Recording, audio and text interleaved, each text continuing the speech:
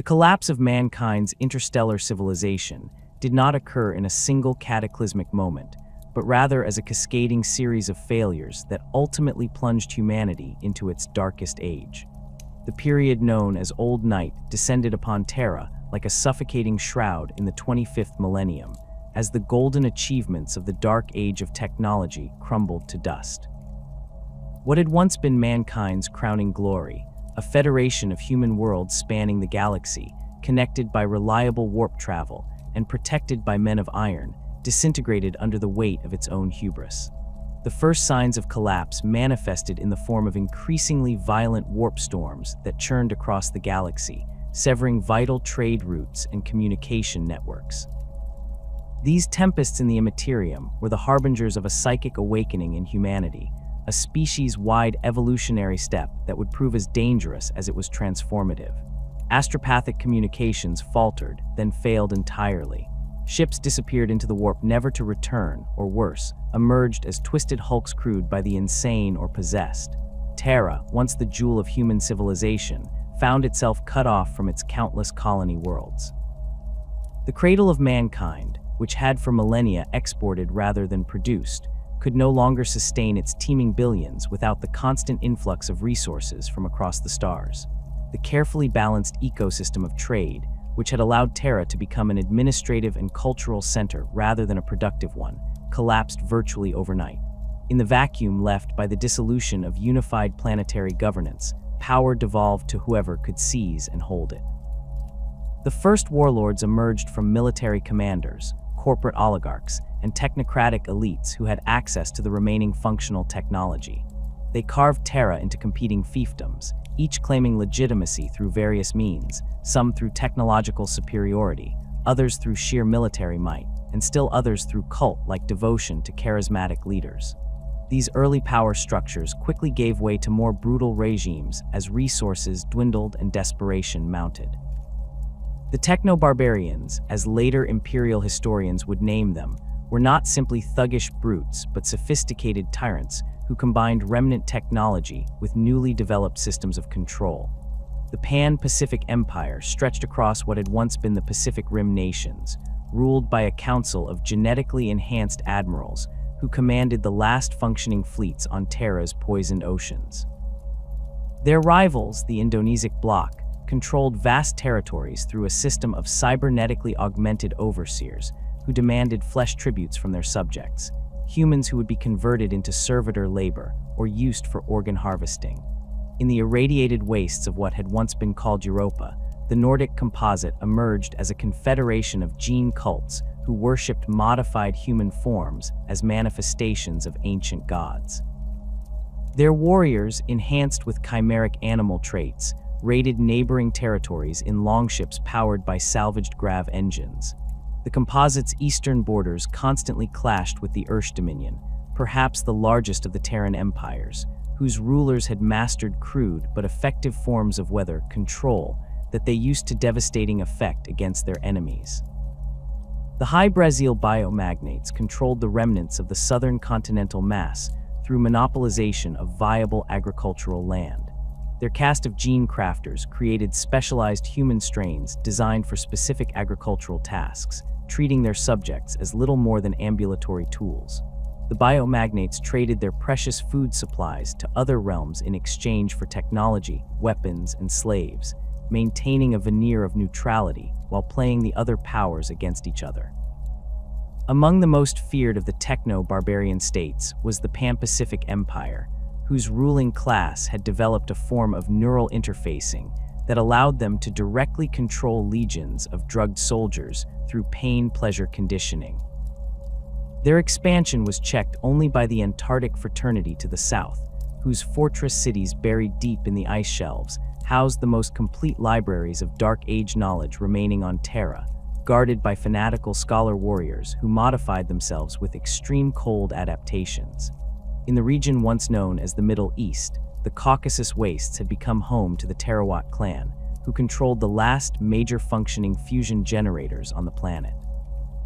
Their monopoly on reliable energy production made them untouchable to many would-be conquerors, as they could simply shut down power to any region that threatened them, condemning millions to death in the freezing darkness. The environmental devastation that accompanied this political fragmentation was nearly total. Terra's atmosphere had become a toxic miasma of industrial pollutants, radioactive particles, and chemical warfare agents.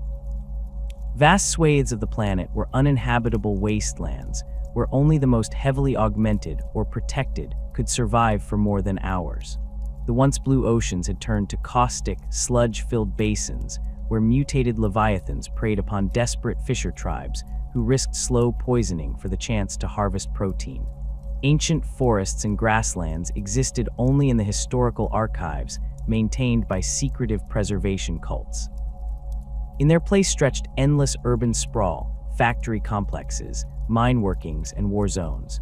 Mountains had been hollowed for hive cities or simply removed entirely for their mineral wealth. The planet's crust was honeycombed with tunnel networks, many of which had become the domains of regressed human subspecies who had adapted to permanent subterranean existence. Perhaps most emblematic of Terra's fall was the state of the Himalaysian mountains. Once the tallest natural formation on the planet, they had been systematically demolished and processed during the dark age of technology, reduced to a fraction of their former height. The resulting plateau became home to a patchwork of fortress monasteries belonging to various techno-cults, each guarding some fragment of ancient knowledge or technology like jealous dragons. The devastation was not limited to the physical environment. Terra's noosphere, the collective psychic imprint of humanity upon the warp, had become a churning nightmare of fear, hatred, and despair. This psychic pollution attracted predatory warp entities that found the veil between realms thinned by the constant violence and suffering of billions of humans. Possession became commonplace, and those with latent psychic abilities often manifested their powers in destructive, uncontrolled ways. The psychic awakening of humanity that had begun during the late dark age of technology accelerated during Old Night, producing generations of untrained psychers who became both victims and vectors of warp influence. In some regions, these witches were hunted and burned by superstitious populations. In others, they were enslaved by warlords who used their powers as weapons or tools of divination. And in still others, the psychers themselves rose to power, forming witch covens that ruled through terror and manipulation. The Nephilim Coven of the Akkadian Zones claimed direct communion with entities they called the Undying, using their psychic abilities to animate the dead as a workforce and military. The Caucasus telepaths established a psychic oligarchy where non-psychic humans were reduced to little more than livestock, their minds regularly harvested for psychic sustenance. In the submerged ruins of Atlantis, the abyssal seers bred generations of water-breathing psychics who could project their consciousness through the ocean currents, creating a surveillance network that spanned the globe's poisoned seas. Not all psychic organizations were malevolent. The Order of the Sigillites, founded by individuals who would later be central to the Emperor's unification, preserved ancient knowledge through memorization techniques and psychic imprinting. The crystal astropaths of the Himalaysian plateau attempted to maintain contact with human colonies among the stars, though their success was limited by the intensity of the warp storms. The Terran telepathic clade developed the first systematic methods for training and controlling psychic talents, techniques that would later form the foundation of the Imperial Scholastica Psychona. The fragmentation of Terra was not merely political or environmental, but cultural as well. Languages diverged into countless dialects and entirely new tongues. Historical knowledge became distorted through oral tradition or deliberately falsified by ruling castes to legitimize their authority. Ancient technologies were repurposed without understanding of their original function, leading to dangerous misuse and technological regression. Some techno-barbarian states maintained relatively high levels of technology, particularly those that had secured functioning SDC systems or fragments thereof. The Albia Mechanicum Conclave, precursor to what would later join the Mechanicum of Mars, preserved considerable technical knowledge through a quasi-religious veneration of machine spirits. Their forged temples produced weapons and tools that, while crude by Dark Age standards, far outstripped the capabilities of most other Terran powers. The Indonesic block's biomechanical gardens created horrific cyborg organisms by grafting mechanical components onto living subjects, producing terror weapons that haunted the nightmares of neighboring peoples. The North African conclaves maintained a fleet of atmospheric fighters using gravitic technology, allowing them to strike anywhere on the planet with impunity until their gene seed stocks became too degraded to produce new pilots compatible with their neural interface systems. Throughout this period of division and strife, countless minor powers rose and fell. City-states declared independence only to be absorbed by larger neighbors within generations. Nomadic raider cultures prowled the wastelands between settled regions, sometimes growing powerful enough to establish their own territories before inevitably fragmenting due to internal conflicts or external pressures. Religious movements sparked civil wars within established realms, leading to further balkanization. The Age of Strife on Terra lasted for nearly 5 millennia, a period longer than many of humanity's greatest civilizational achievements. Countless billions lived and died knowing nothing but the brutal struggle for survival in a world that had once been the center of a galactic civilization.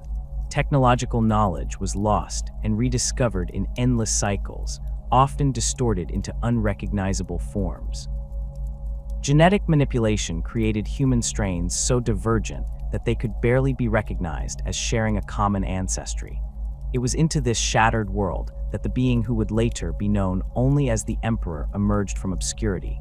His origins remain deliberately obscured, but historical evidence suggests he had been observing and occasionally influencing human development for millennia before revealing himself. The Emperor had foreseen that humanity's only hope for survival lay in reunification, first of Terra, then of the scattered human worlds throughout the galaxy. But before he could launch his great crusade to reclaim the stars, he would need to reconquer the cradle of mankind.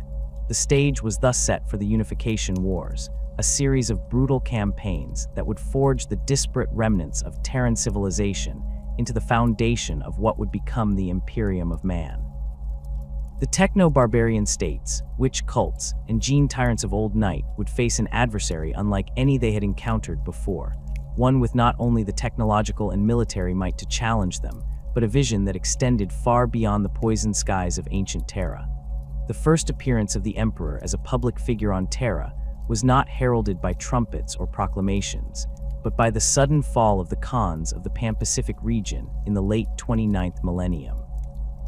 For centuries, these gene-enhanced warlords had ruled their territories with unquestioned authority, their armies of augmented soldiers crushing any resistance. Then, in the span of a single season, their fortresses fell one by one to a force that moved with preternatural speed and precision.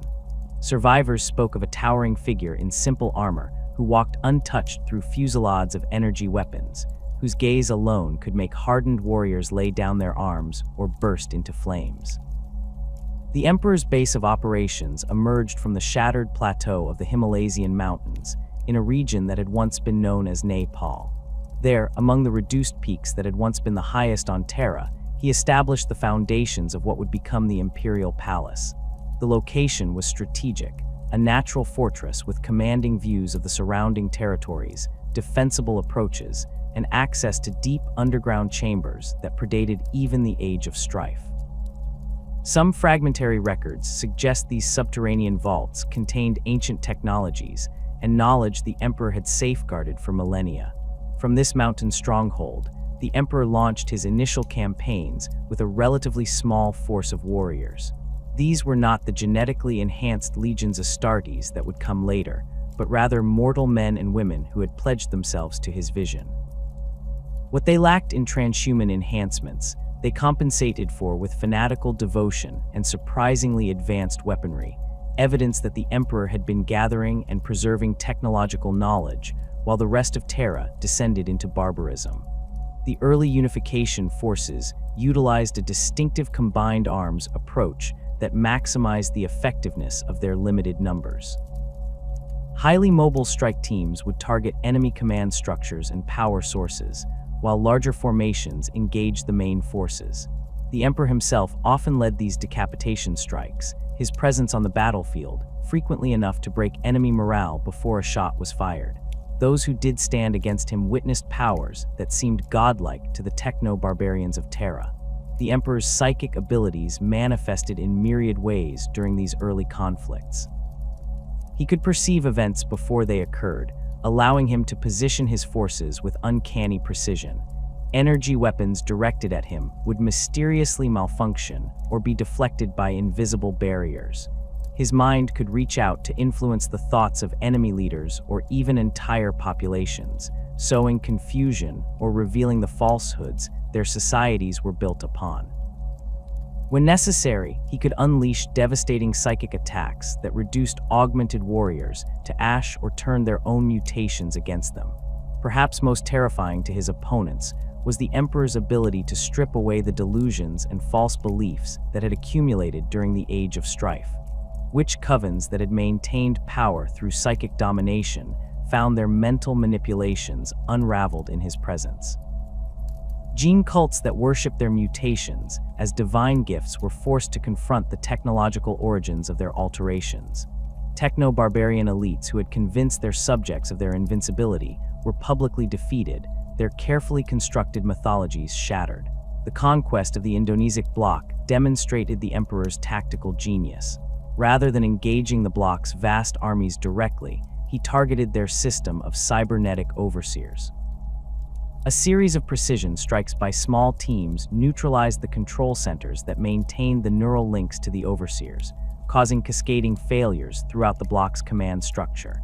As the overseers lost coherence, the brutally oppressed population rose up against their former masters. Within weeks, a domain that had stood for centuries collapsed from within, with minimal casualties among both the Unification forces and the civilian population.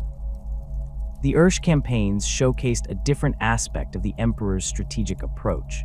The weather control technologies that had made Ursh virtually unassailable were systematically neutralized through a combination of technological countermeasures and the Emperor's own psychic influence over the atmospheric conditions.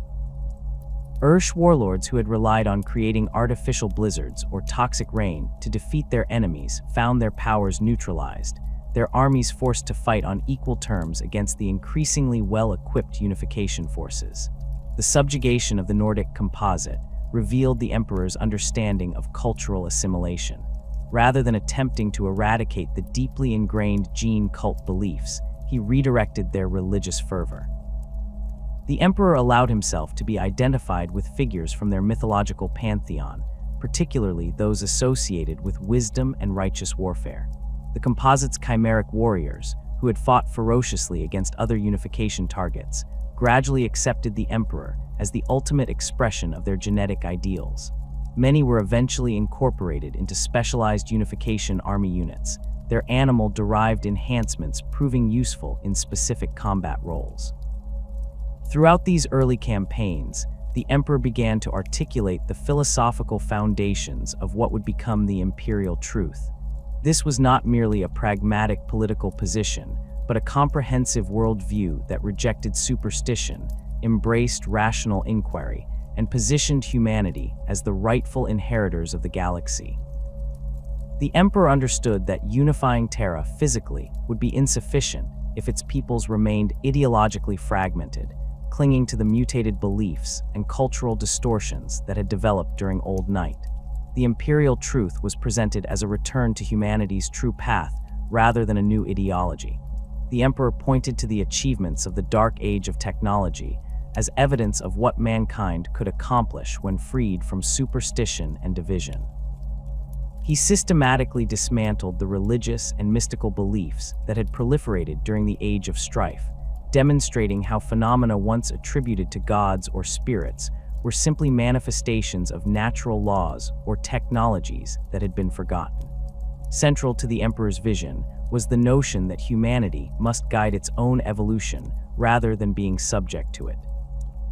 The random mutations and gene manipulations that had created the bewildering variety of human strains on Terra were presented as dangerous aberrations rather than progress. The Emperor offered instead a controlled, directed form of human enhancement that would preserve the essential nature of humanity while elevating its capabilities. This philosophy would later find its ultimate expression in the creation of the Primarchs and Space Marines, but its roots were established during these early unification campaigns. The emperor's approach to compliance varied according to the nature of the opposition. Those techno-barbarian states that surrendered willingly were often allowed to maintain significant autonomy, their ruling classes incorporated into the emerging imperial administration if they proved adaptable to the new order. Those that resisted fiercely were dismantled completely, their territories reorganized under direct imperial control. In all cases, the emperor worked to identify and preserve useful technologies, knowledge, and human resources that could contribute to his broader goals. The Albia campaigns demonstrated this selective approach. The Albia Mechanicum Conclave, with its preservation of technical knowledge, was not destroyed, but rather absorbed largely intact into the emperor's growing technological apparatus. Their forged temples became early prototypes for what would later develop into the Terran branch of the Mechanicum, their tech adepts retaining many of their traditions while gradually accepting the emperor's authority. This pattern of incorporation rather than obliteration would later prove crucial in the alliance with Mars. As the Unification Wars progressed, the emperor began to reveal more of his long-term vision to his closest followers. Humanity, he explained, was at a crucial evolutionary juncture. The psychic potential that had begun to manifest in the species was both its greatest opportunity and its gravest threat. Without guidance, human psychers would continue to serve as unwitting gateways for warp entities, potentially triggering a catastrophic psychic awakening that could destroy the species entirely. Under his direction, however, this psychic evolution could be managed, creating a new human future free from the predations of the warp. This vision required not just the unification of Terra, but the reconquest of humanity's lost stellar domains. The Emperor spoke of the scattered human worlds across the galaxy, cut off from Terra during Old Night, developing in isolation and facing their own existential threats. Some had maintained high technology and relative stability, others had regressed to pre-industrial states or developed along bizarre cultural tangents. All would need to be brought back into the human fold if the species was to survive the coming challenges. To achieve this galactic reunification, the Emperor would need resources far beyond what Terra alone could provide. He would need vast fleets, armies of enhanced warriors capable of operating in any environment, and a logistical infrastructure spanning thousands of worlds. The conquest of Terra was thus not an end in itself, but the essential first step in a far grander design. Each techno-barbarian state that fell to the unification forces contributed materials, technology, and human capital to this growing enterprise. The Emperor's superhuman intellect allowed him to coordinate these complex, interlocking objectives with a precision that seemed supernatural to his followers.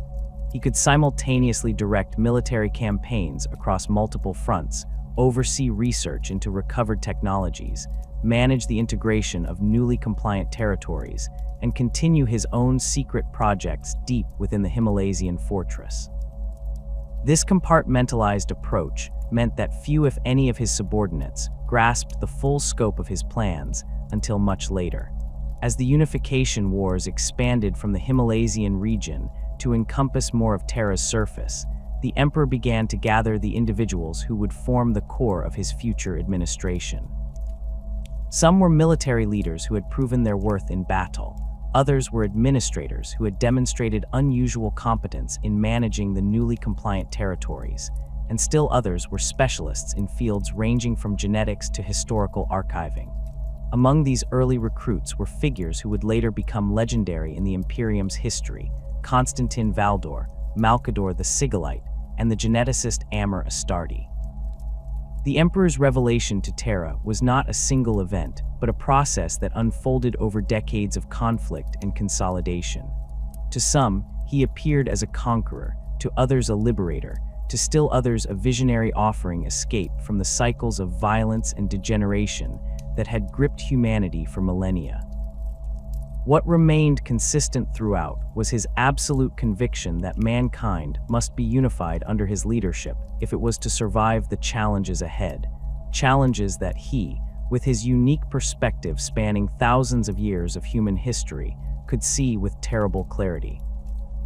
As the Emperor's campaign of unification gained momentum across Terra's fractured landscape, it became evident that his small cadre of devoted but unaugmented human warriors would not suffice against the more formidable techno-barbarian states. The conquest of lesser domains had provided crucial resources and territory, but the greater challenges of subjugating powers like the Pan-Pacific Empire or the Ursh Dominion demanded warriors who could match and exceed the gene-crafted soldiers fielded by these regimes. This necessity birthed humanity's first true super-soldiers, the Thunder Warriors. The Thunder Warriors represented the Emperor's first major foray into transhuman engineering, created in carefully hidden gene laboratories beneath the Himalayan fortress. Unlike later space marine programs that would prioritize standardization and longevity, the Thunder Warriors were designed with a singular focus: overwhelming combat effectiveness in the immediate term. The Emperor, drawing upon millennia of accumulated knowledge in human genetics, created these warriors through aggressive augmentation procedures performed on adult male subjects, selected primarily from the hardy populations of the Himalayan highlands and the northern Atlan regions. The physical transformation of a Thunder Warrior recruit was far more brutal than the relatively refined process later developed for the Astartes. Augmentation occurred through a combination of surgical implantation, chemical infusion, and psycho-conditioning that killed approximately 70% of candidates. Those who survived emerged as hulking warriors standing nearly 3 meters tall, with massively enhanced musculature, thickened bone structure, and redundant organ systems that rendered them virtually immune to conventional injuries. The Thunder Warriors' physical capabilities exceeded even those of the later Space Marines in raw combat potential. Their enhanced strength allowed them to tear through armored bulkheads with their bare hands, while their speed enabled them to cross battlefields in explosive bursts that appeared as little more than blurs to unaugmented human eyes. Their pain thresholds were elevated to such extremes that they could continue fighting effectively, even with catastrophic injuries that would immediately incapacitate or kill normal humans. The most distinctive enhancements of the Thunder Warriors manifested in their combat performance. Their neurological modifications created heightened aggression and combat instincts that transformed them into perfect killing machines on the battlefield. When engaged in combat, Thunder Warriors entered states of controlled battle rage that further enhanced their already formidable physical abilities. Their genetic augmentations included specialized adrenal glands that could flood their systems with combat stimulants, temporarily boosting their strength and speed to even more extreme levels during critical moments in battle. Their armor, while primitive compared to later Astartes power armor, was nonetheless far advanced beyond anything fielded by the techno-barbarian states. Constructed from layered ceramite plates over a powered exoskeleton, Thunder Warrior armor provided exceptional protection while enhancing the wearer's already formidable strength. The armor's most distinctive feature was the elaborate lightning motif etched into its surface and the tall, crested helmets that added to the warrior's already imposing stature. This imagery was not merely decorative but psychological, designed to evoke ancient Terran symbols of power and divine retribution. The standard armament of a Thunder Warrior reflected their role as shock troops. Their primary weapons were massive bolters, fully automatic rocket-propelled grenade launchers that could reduce enemy formations to bloody ruin in seconds. For close combat, they wielded power weapons ranging from massive mauls to lightning claws, energized with disruptor fields that could shear through the most advanced armor of the Age of Strife. Some Thunder Warrior cadres specialized in flamers and other area denial weapons, particularly useful in the claustrophobic hive cities and underground complexes that characterized much of Terra's urbanized landscape. Despite their incredible battlefield prowess, the Thunder Warriors suffered from severe limitations that ultimately rendered them unsuitable for the Emperor's long-term plans. Their genetic augmentations, while potent, were fundamentally unstable. Most Thunder Warriors experienced accelerated cellular degeneration that manifested in symptoms ranging from chronic pain to full psychotic episodes. Their enhanced metabolisms burned so intensely that their lifespans were dramatically shortened, with few expected to live more than a decade or two after their creation. Their neural architecture, optimized for combat aggression, made them prone to uncontrollable rages even outside battlefield conditions. The organization of the Thunder Warrior forces reflected both their specialized nature and the Emperor's awareness of their limitations. Unlike the later legions Astartes with their complex hierarchical structures, the Thunder Warriors were organized into simple, tactical formations called primus, units of approximately 100 warriors each. These units were typically assigned to specific campaign theaters rather than operating as a unified force, allowing the Emperor to deploy their overwhelming combat potential precisely where needed while minimizing the risks associated with their instability. Among the Thunder Warriors, certain individuals distinguished themselves through exceptional service or abilities. Chief among these was Eric Tyrannes, known as the Lightning Bearer, who served as the de facto leader of the Thunder Warrior forces. Tyrannes stood apart from his fellow warriors in both physical stature and mental stability, standing taller than even his enhanced brethren, with piercing eyes that betrayed an intelligence unusual among the Thunder Warriors. Tyrannes possessed a tactical acumen that complemented his devastating combat abilities. Tyrannes earned his epithet, the Lightning Bearer, during the Battle of Mount Narodnia, where he personally led the assault against the Gene cult fortress that had resisted conventional attacks for years. Wielding a massive power maul later known as Thunderhead, Tyrannes broke through the main gate alone before his fellow warriors could even reach the walls. Survivors of the cult spoke of him as a figure wreathed in electrical discharges that seemed to extend from his weapon to engulf his entire body, giving rise to his legendary name. The Lightning Bearer's most significant contribution to the Unification Wars came during the campaign against the Nordific conclaves. The conclave's gene-crafted aerial forces had stymied Imperial advances for months, using their gravitic technology to strike at ground forces with impunity. Tyrannes developed specialized Thunder Warrior assault tactics that utilized grav chutes and limited flight packs to transform the traditionally ground-based warriors into an impromptu aerial assault force. The resulting Battle of the Crimson Sky became one of the most celebrated victories of the early Unification period. Other notable Thunder Warriors included Goda, whose physical size and strength were exceptional even by Thunder Warrior standards. Standing nearly 4 meters tall, Goda specialized in wielding weapons too massive for even his fellow enhanced warriors to use effectively. His signature weapon, a power hammer called Worldbreaker, could shatter reinforced bunkers with a single blow.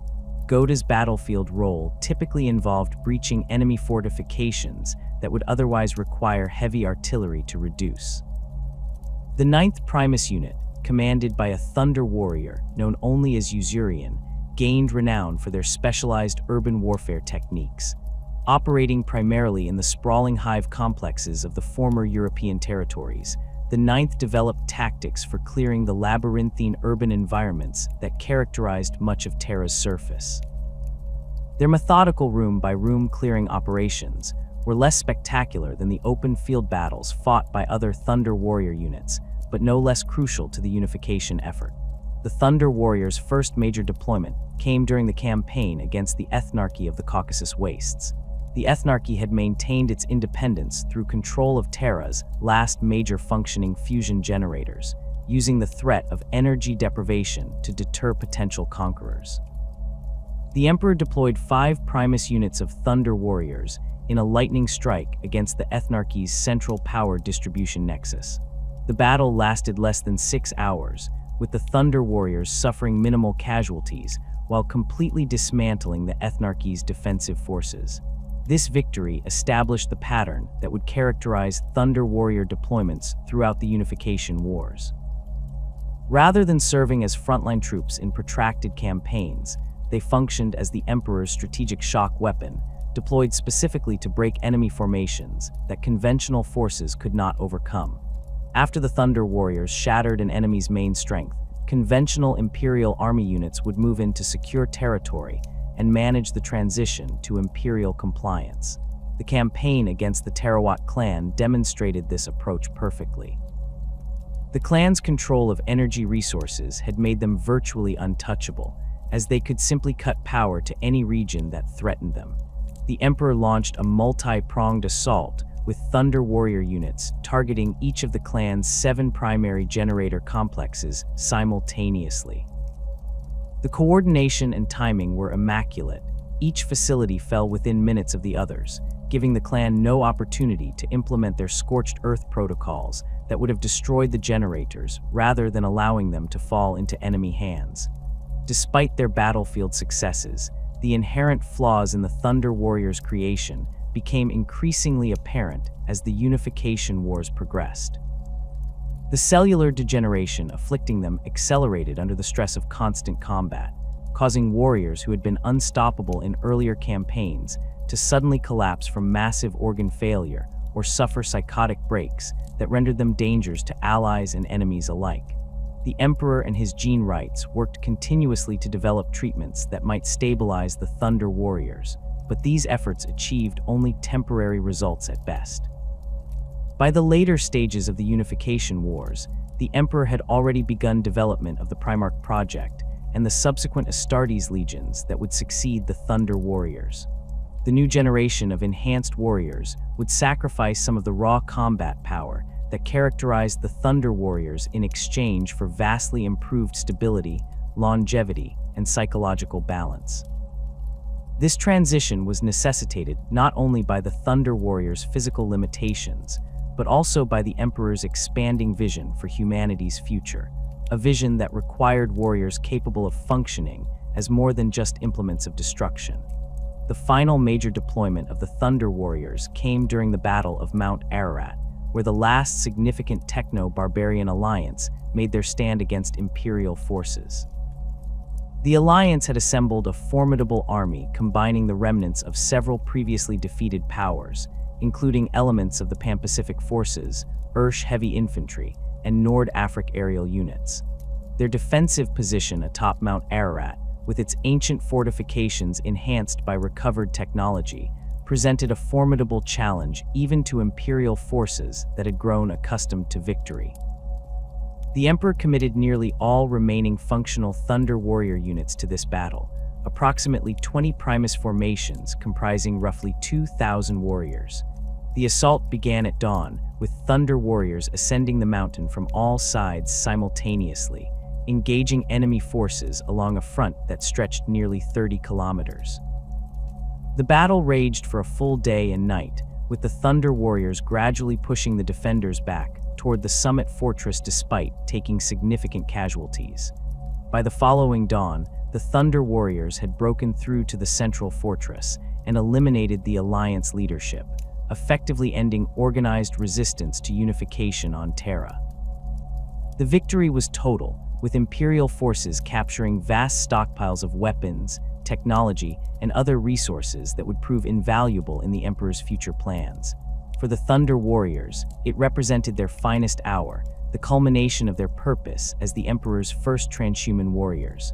What happened after Mount Ararat remains one of the most controversial episodes in early Imperial history. Official records state that the remaining Thunder Warriors died gloriously in the final assault, their bodies broken by their final exertions in service to the Emperor. This account became the foundation of Imperial propaganda, celebrating the Thunder Warriors as noble sacrifices on the altar of unification, warriors who had served their purpose and passed into legend, making way for the superior Astartes who would carry the Emperor's vision to the stars. The Pan-Pacific Empire stood as one of the most formidable obstacles to the Emperor's unification campaign. Unlike many of the fractured techno-barbarian states that had fallen before the Thunder Warriors' onslaught, the Pan-Pacific Empire boasted a cohesive military structure, advanced technology, and control over vast resources spanning what had once been the Pacific Rim nations. Their floating fortress cities dotted the toxic oceans, connected by submersible transport networks, and defended by sophisticated weapons systems that had kept rivals at bay for centuries. The Emperor's strategic assessment of the Pan-Pacific Empire revealed both strengths and vulnerabilities. Their naval supremacy was unquestioned. Fusion-powered aircraft carriers and submarine installations gave them mobility and striking power that land-bound forces struggled to counter. Their ruling council of genetically enhanced admirals had maintained a strict meritocracy among their officer corps, ensuring competent leadership throughout their chain of command.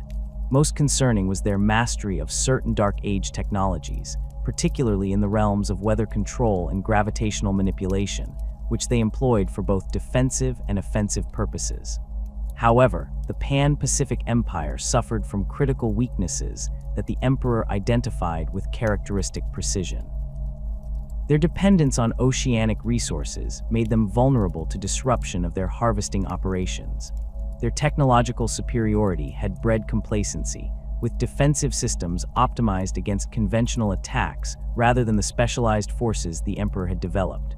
Most significantly, their political structure relied on a delicate balance of power between the Admiral Lords, with simmering rivalries that could be exploited by a sufficiently subtle opponent.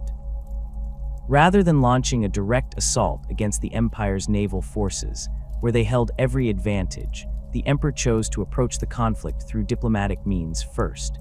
He dispatched envoys to the Indonesic bloc, a continental power that had long maintained an uneasy peace with the Pan-Pacific Empire. The bloc controlled crucial rare earth mineral deposits and agricultural zones that the Empire relied upon for maintaining their advanced technology.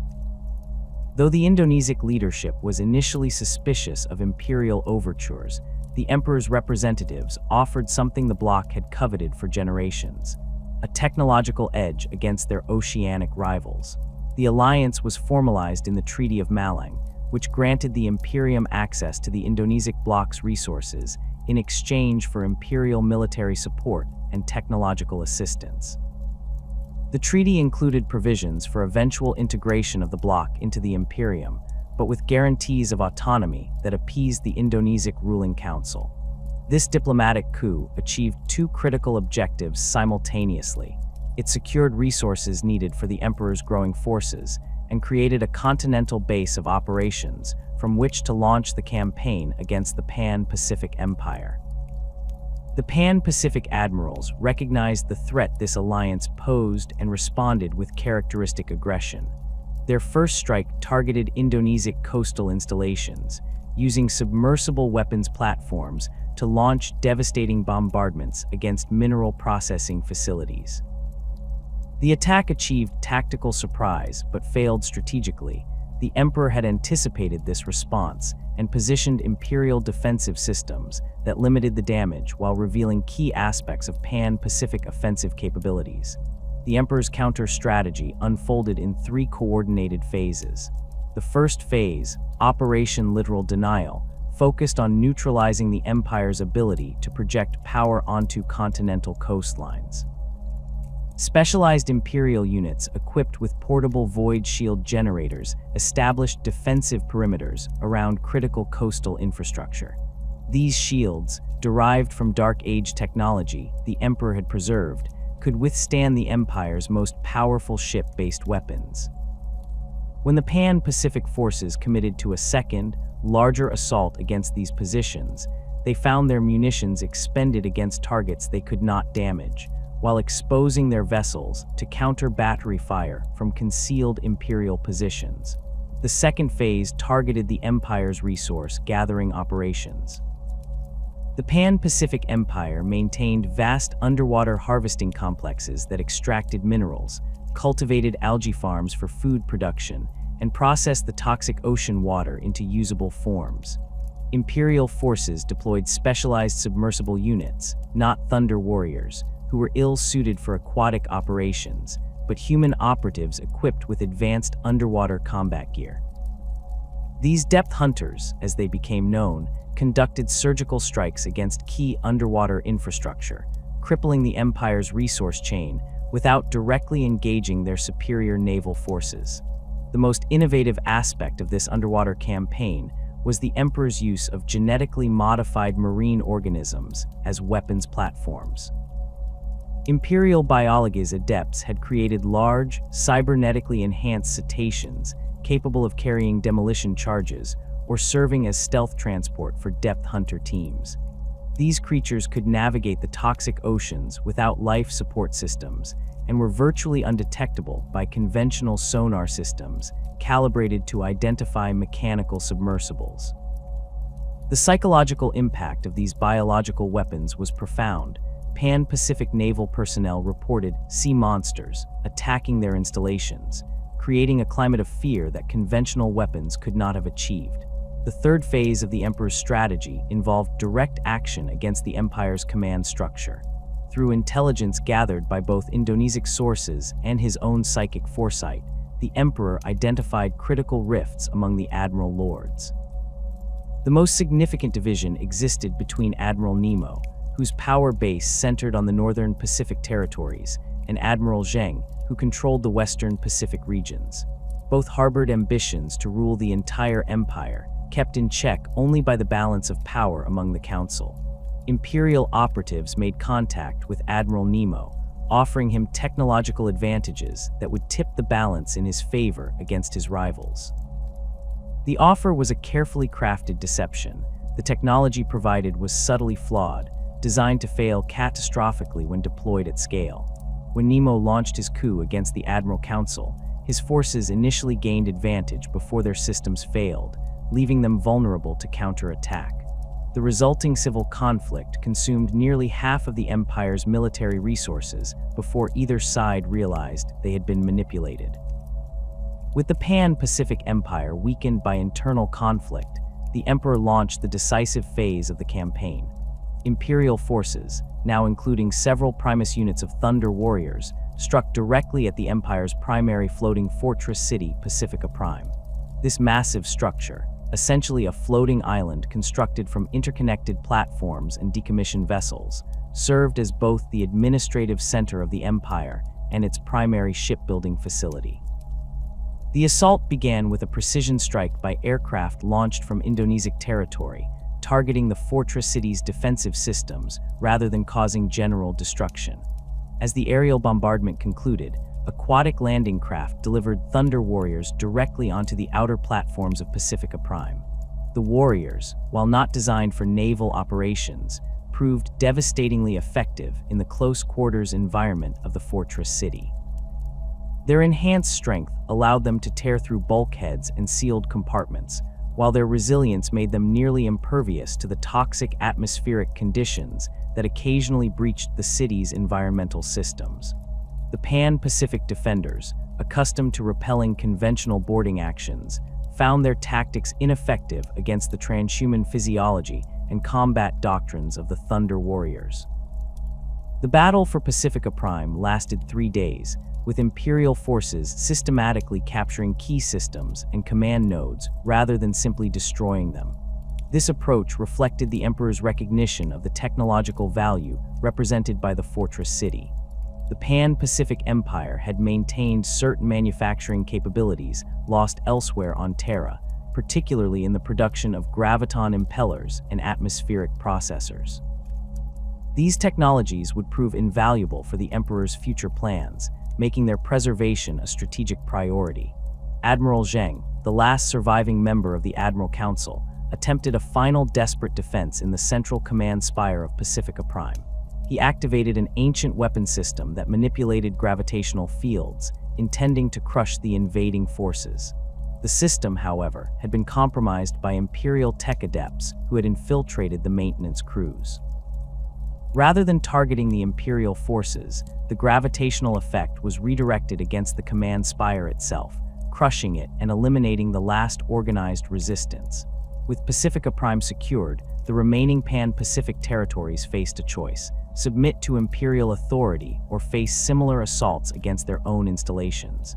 Most chose submission, recognizing the inevitability of Imperial victory.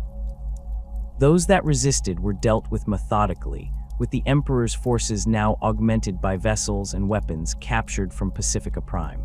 Within 2 months, the entire Pan-Pacific Empire had been incorporated into the expanding Imperium. The conquest of the Pan-Pacific Empire yielded technological treasures beyond what the Emperor had initially anticipated. The floating fortress cities contained intact STC fragments for marine propulsion systems and water purification technologies that had been lost elsewhere. The Empire's submarine installations housed advanced sonar and pressure resistance systems that would later be adapted for void ship components.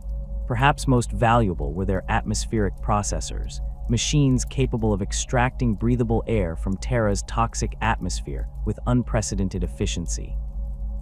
These would prove crucial in the Emperor's efforts to begin the long process of restoring Terra's environment.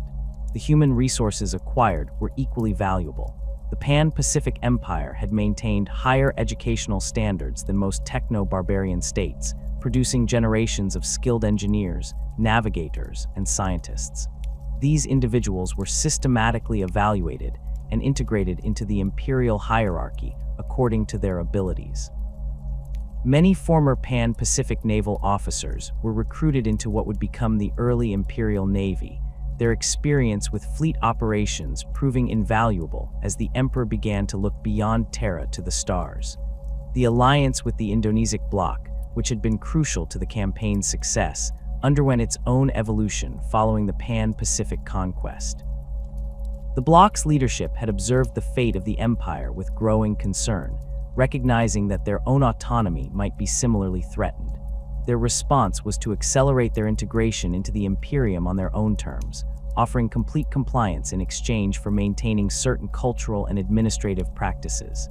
The Emperor, pragmatic as always, accepted these terms while gradually introducing imperial institutions that would eventually supplant the bloc's original power structures. The resource wealth of the Indonesic territories proved essential to the Emperor's expanding ambitions. Their rare earth mineral deposits provided materials necessary for the construction of advanced weapons and void ship components. Their agricultural zones, protected from the worst of Terra's environmental degradation, produced food supplies that sustained the growing imperial forces.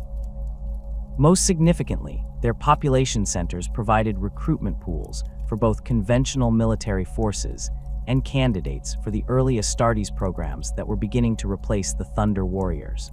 The combined industrial capacity of the former Pan-Pacific Empire and Indonesic bloc created a manufacturing base that accelerated the Emperor's timetable considerably. Shipyards that had once produced ocean-going vessels were converted to construct components for void ships. Weapons factories that had supplied the endless conflicts between the two powers were retooled to produce the standardized equipment that would outfit the Imperial Army.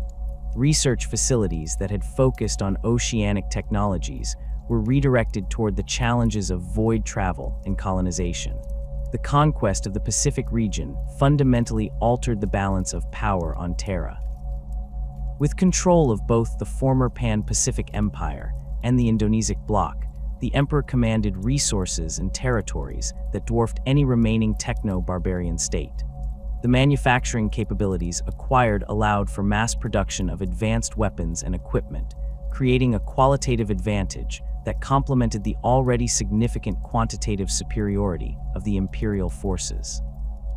The technological knowledge recovered accelerated research programs in everything from void ship propulsion to atmospheric reclamation.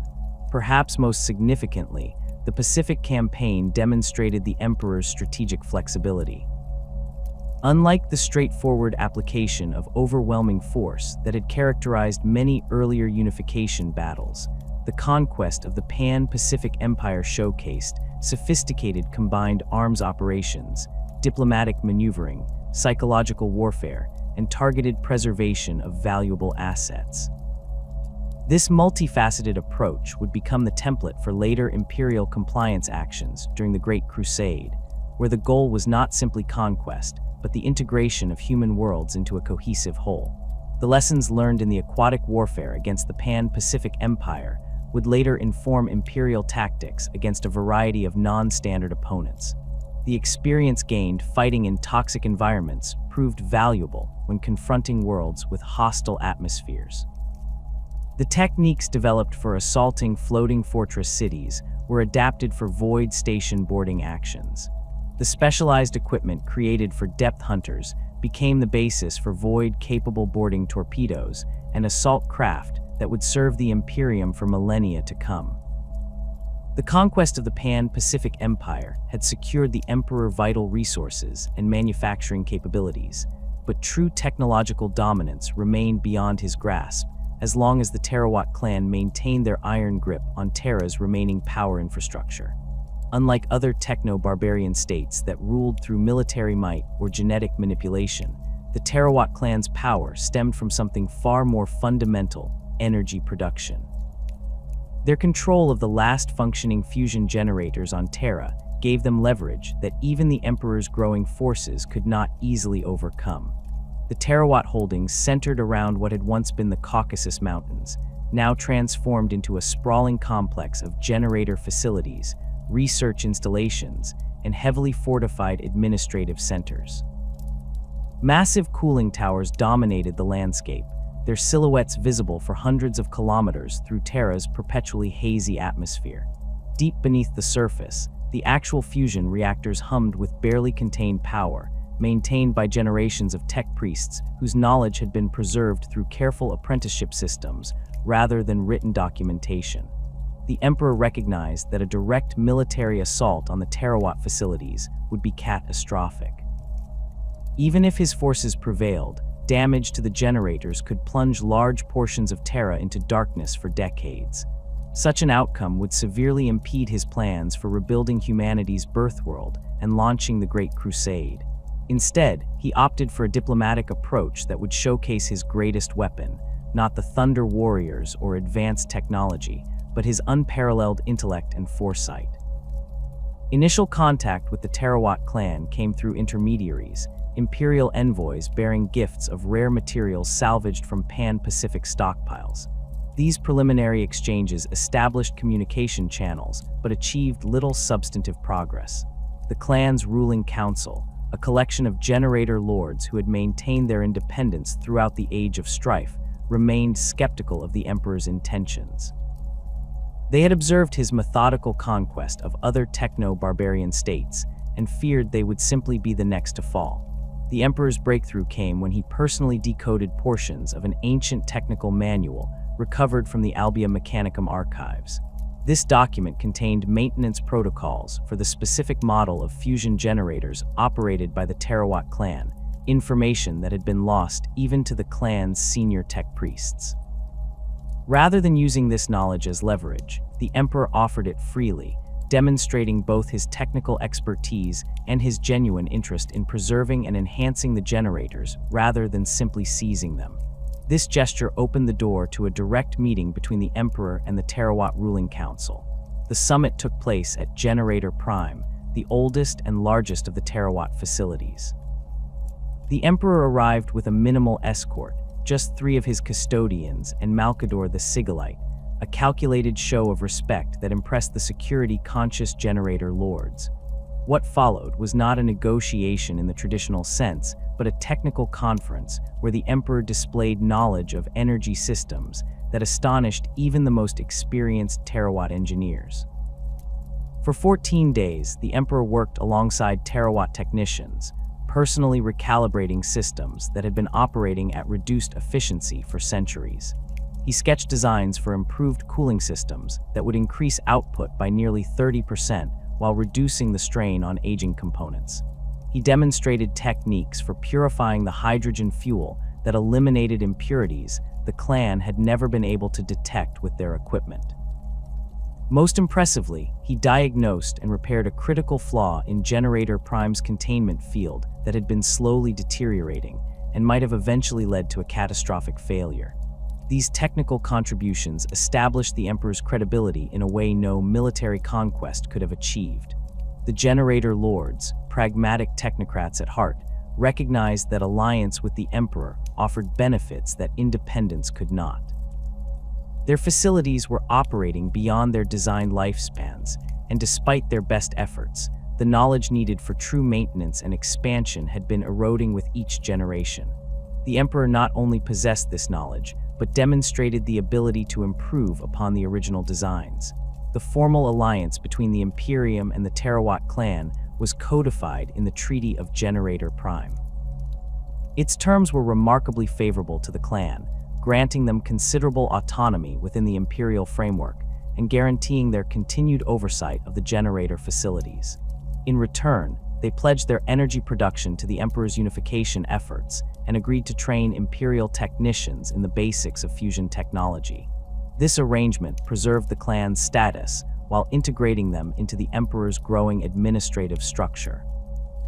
With Terra's primary energy infrastructure secured, the Emperor turned his attention to a far greater prize, Mars. The Red Planet had weathered the Age of Strife differently than Terra. While Earth had fragmented into warring techno-barbarian states, Mars had maintained a more cohesive civilization centered around the worship of technology. The Mechanicum, as they called themselves, had preserved vast repositories of Dark Age knowledge that would be crucial for the Emperor's plans to reclaim the stars. Mars, however, remained effectively independent, separated from Terra by more than just physical distance. The Mechanicum had developed its own distinct culture and religious practices, venerating technology as manifestations of the machine god, or Omnissiah. Their society operated under the direction of the Fabricator General and a council of archmagos, with a complex hierarchy of tech priests maintaining both technological knowledge and religious orthodoxy. Any attempt to forcibly bring Mars under Terran control would likely result in the destruction of the very knowledge and manufacturing capabilities the Emperor sought. The Emperor's approach to Mars demonstrated his unparalleled strategic patience. Rather than immediately pressing for alliance after securing the Terrawat clan, he spent nearly a year consolidating his position on Terra and gathering intelligence about Martian political factions. Through this careful preparation, he identified both potential allies and obstacles within the Mechanicum hierarchy. Most significantly, he recognized the theological opening that would allow for peaceful integration, the Mechanicum's belief in the Omnissiah, a physical avatar of their machine god who would one day appear to lead them to perfection. The Emperor's expedition to Mars was meticulously planned to exploit this belief. His vessel, a massive crawler designed to traverse the Martian surface, was constructed using recovered STC patterns and incorporated technologies that the Mechanicum would immediately recognize as authentic Dark Age designs rather than pale imitations. His entourage included not only military protection, but also the finest technical minds from the Terrawat clan and the former Pan-Pacific Empire's research divisions. Most importantly, he brought with him technological gifts of incalculable value, intact STC templates that had been preserved in his secret vaults throughout the Age of Strife. The landing site chosen was the Olympus Mons, the massive shield volcano that housed the Mechanicum's primary temple complex. This location held both practical and symbolic significance. It was the seat of the Fabricator General's power and the most sacred site in Mechanicum theology. By approaching directly rather than establishing a base elsewhere on Mars, the Emperor signaled both confidence and respect for Mechanicum traditions. The first meeting between the Emperor and the Fabricator General was witnessed by hundreds of senior tech priests who had gathered to observe the mysterious visitor from Terra. The Emperor, understanding the theatricality required for the occasion, arrived in a suit of armor that incorporated technologies even the Mechanicum had lost: microscopic force field generators, self-repairing circuitry, and power systems that seemed to function without conventional energy sources. His physical presence, towering over even the most heavily augmented tech priests, radiating both power and perfect technological symmetry, created an immediate impression that aligned perfectly with Mechanicum prophecies about the Omnissiah. Rather than immediately declaring himself the Omnissiah, however, the Emperor engaged the Fabricator General in technical discussions that demonstrated his comprehensive understanding of Mechanicum technology and theology. He spoke of the machine god in terms that resonated with Mechanicum beliefs, while subtly recontextualizing them within his broader vision for humanity. He acknowledged the Mechanicum's achievements in preserving knowledge through the Age of Strife, while offering glimpses of technologies they had lost, technologies he could help them recover. The centerpiece of these discussions was the Emperor's presentation of an intact STC template for the Land Raider. This combat vehicle design had been partially preserved in Mechanicum archives, but with critical components and systems missing. The Emperor's template was complete, providing not only the full specifications, but the underlying principles that would allow for adaptation and improvement. This gift alone would have secured the Mechanicum's interest, but it was merely the first of several technological treasures the Emperor had brought.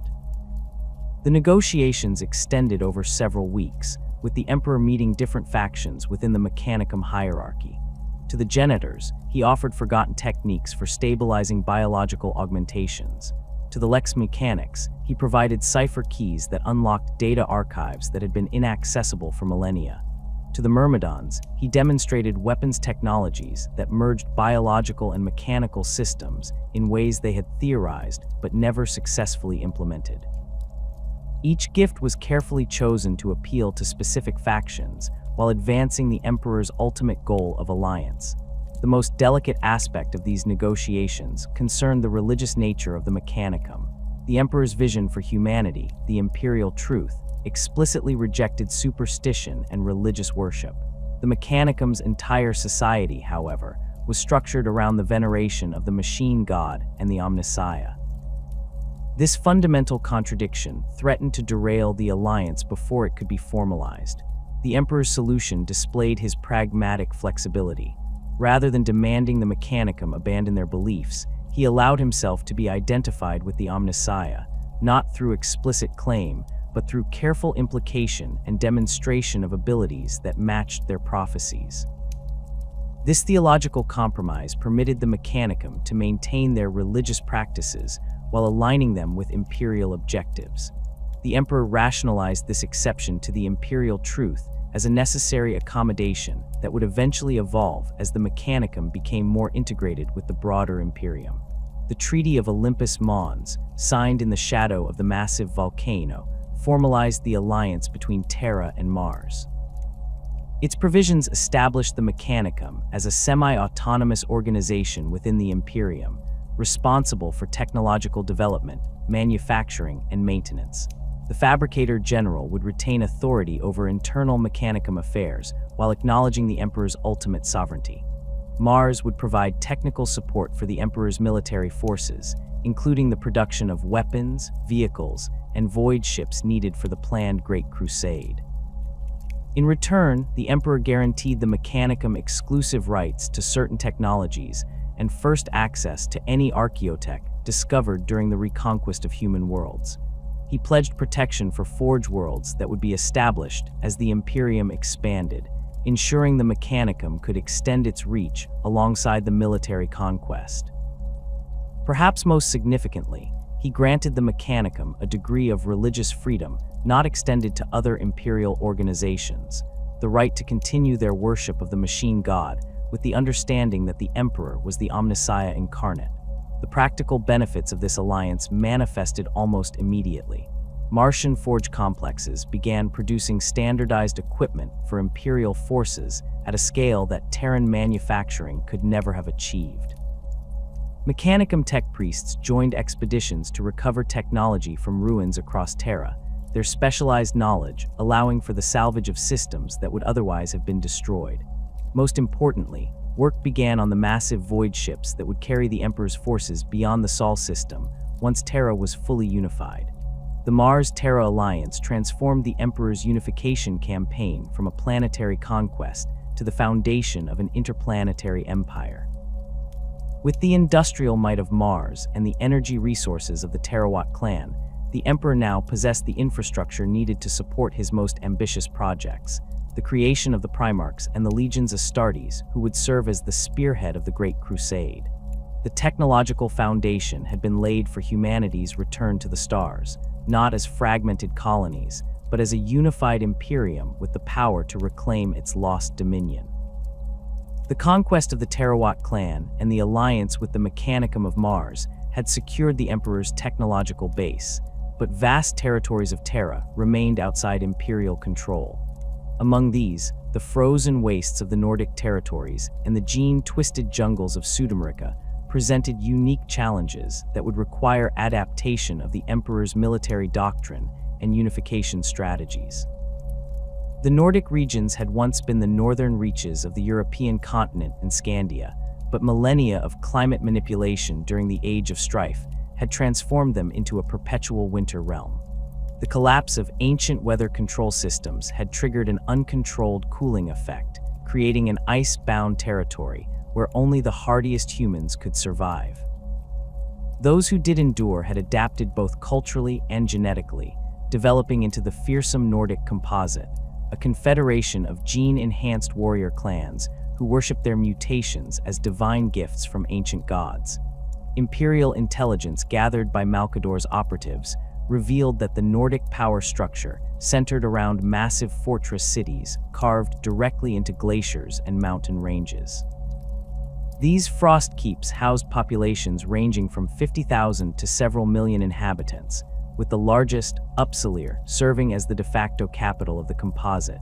Each frost keep maintained near complete self-sufficiency through geothermal energy tapped from deep beneath the ice and specialized hydroponic cultivation chambers that produced nutrient-dense algae and fungal matter. The Nordic warriors themselves presented a formidable obstacle to imperial compliance. Standing nearly as tall as unaugmented thunder warriors, with pale blue skin and enhanced musculature adapted for the extreme cold, they wielded weapons fashioned from rare metals mined from beneath the ice. Their signature armaments were thermal inverse blades that absorbed heat from whatever they cut, causing flash freezing in addition to physical damage.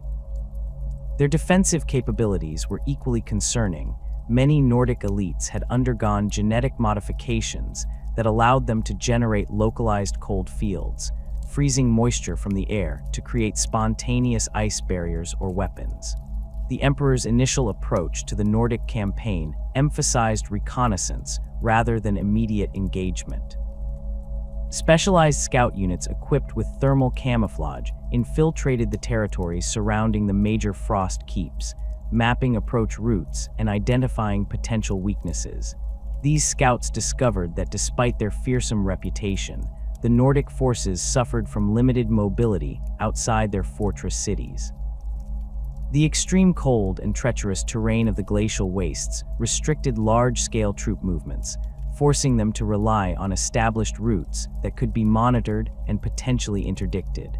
The first direct Imperial action targeted not the frost keeps themselves, but the geothermal taps that provided their energy. Strike teams composed of mechanized infantry, supported by specialized cold-adapted tanks, severed the exposed portions of these energy conduits at strategic points, disrupting power to outlying defensive systems. Rather than completely destroying these facilities, Imperial engineers installed regulation devices that allowed them to control energy flow, demonstrating to the Nordic population that the Emperor could either sustain or deprive them of warmth and light at will. This approach created the first fractures in Nordic unity. The smaller frost keeps, facing the prospect of freezing in the perpetual darkness, began to negotiate separate compliance agreements with Imperial representatives. These early defections provided the Emperor's forces with invaluable intelligence about Nordic defensive systems and the layout of the larger fortress cities that remained defiant. The Thunder Warriors, while formidable, proved poorly suited to the extended cold weather operations required for the Nordic campaign. Their accelerated metabolisms burned through energy reserves too quickly in the sub-zero temperatures, and their armor systems had not been designed for such extreme environmental conditions.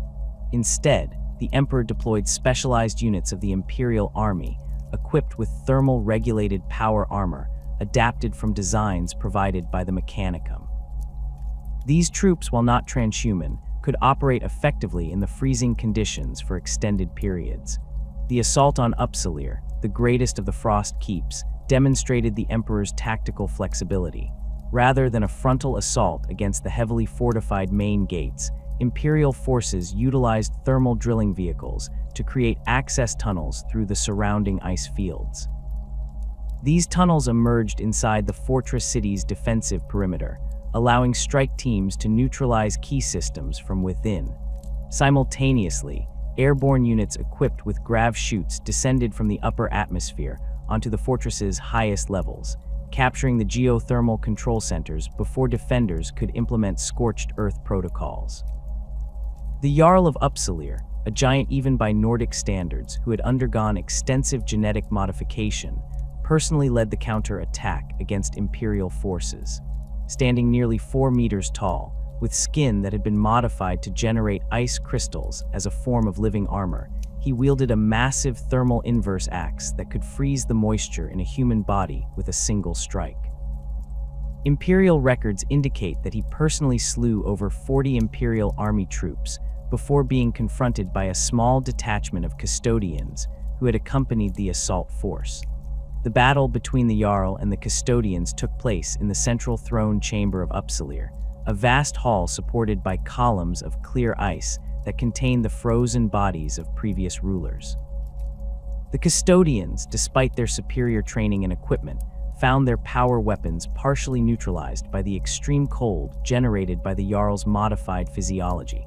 The conflict ended only when the chamber's ceiling collapsed under the stress of battle, burying both the Jarl and several custodians under tons of ice and stone. By the time Imperial forces excavated the site, the Jarl had succumbed to his wounds, and only 2 custodians survived. With Uppsala secured, the remaining Frost keeps quickly negotiated compliance terms. The Emperor, recognizing the value of the Nordic genetic adaptations, incorporated many of their warriors into specialized Imperial army regiments rather than attempting to eliminate their modifications. These Frost Legion units would later prove invaluable during compliance actions on ice worlds encountered during the Great Crusade. The cultural integration of the Nordic populations proceeded along similar pragmatic lines. Rather than suppressing their ancestral beliefs entirely, Imperial iterators recontextualized them, identifying the Emperor with ancient Nordic mythological figures associated with light, warmth, and leadership. The Nordic tendency to venerate enhanced physical forms made them surprisingly receptive to the Imperial truth when presented as the fulfillment rather than the negation of their traditional beliefs. While the Nordic campaign progressed in the north, an entirely different challenge awaited Imperial forces in the equatorial regions of what had once been South America.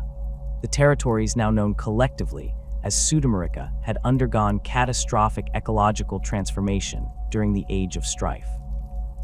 Ancient gene manipulation technologies, originally designed to enhance agricultural productivity, had run amok in the absence of proper controls. The result was a continent-spanning jungle composed of hyper-aggressive flora that exhibited predatory characteristics normally associated with fauna. The human populations that survived in this green hell had adapted through a combination of technological isolation and their own genetic modifications. The dominant power in the region, the biomagnate hegemony, controlled the few habitable enclaves through monopolization of gene therapy treatments that prevented the native flora from recognizing humans as prey.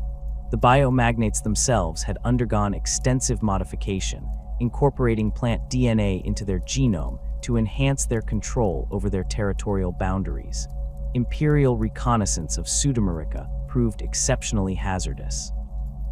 The jungle itself actively hunted intruders, with carnivorous vines that could detect body heat, spore-releasing fungi that induced hallucinogenic states in unwary explorers, and ambulatory plant forms that displayed primitive pack-hunting behaviors.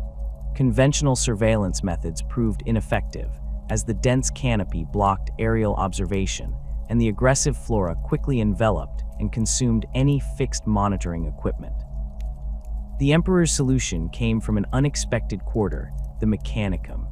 The tech priests of Mars had maintained an interest in biological systems alongside their more obvious mechanical focus, and several Magos biologists volunteered to develop countermeasures to the Sudamerican flora.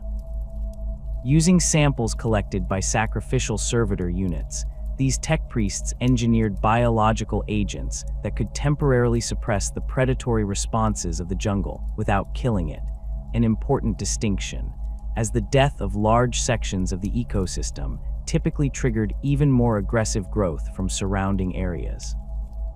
The first Imperial footholds in Sudamerica were established using these biological countermeasures, creating safe zones from which more conventional military operations could be launched. These enclaves served as bases for specialized Imperial army units trained in jungle warfare and equipped with weapons designed to combat both the hostile environment and the biomagnate forces. The biomagnates responded to this incursion with biological weapons of their own, genetically engineered organisms that combined the worst aspects of the jungle's predatory flora with animal characteristics. These chimera plants could move with purpose across the battlefield, spraying acidic pollen, launching poisoned thorns with ballistic precision, or simply engulfing Imperial troops in digestive tendrils.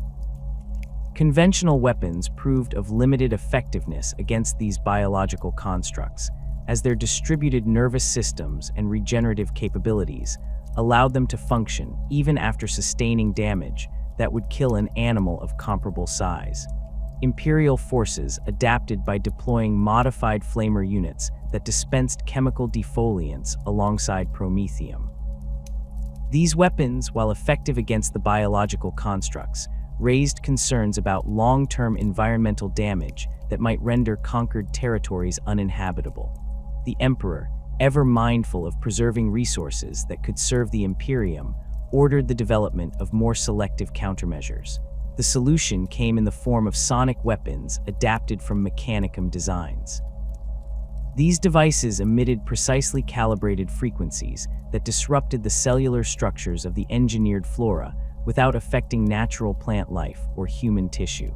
Imperial troops equipped with these harmonic disruptors could neutralize biological threats without the collateral damage caused by chemical or thermal weapons. The biomagnate strongholds presented a different challenge altogether.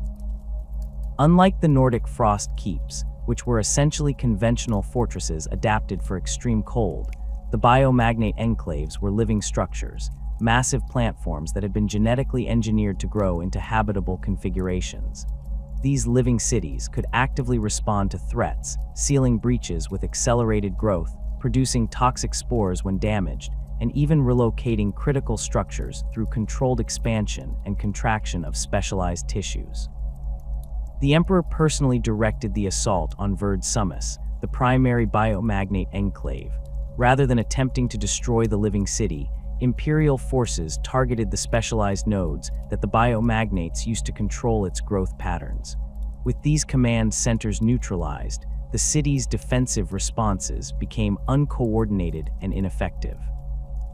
Imperial army engineers then introduced modified growth hormones into the city's nutrient circulation system, inducing it to grow into configurations more suitable for Imperial occupation. The biomagnate leadership, recognizing the futility of continued resistance, attempted to negotiate terms that would preserve their privileged position within the new imperial order. The Emperor, however, had witnessed the extreme genetic stratification they had imposed on the Pseudomerican population and found it incompatible with his vision for unified humanity. While he valued the biomagnates' knowledge of genetic manipulation, he would not permit the continuation of their caste system. The compliance terms offered to the biomagnates were stringent: full disclosure of all genetic technologies, immediate cessation of human modification programs except under imperial supervision, and integration into the standard imperial governance structure.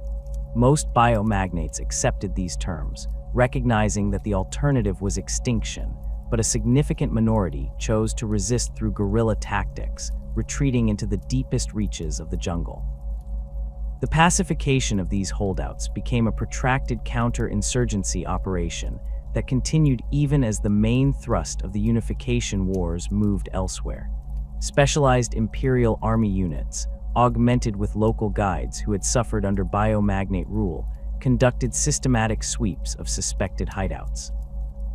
The most effective of these units became known as the Jungle Hunters, developing expertise in tracking and neutralizing both the renegade biomagnates and their engineered guardians. The knowledge gained from the Pseudomerican campaign proved invaluable to the nascent Imperium.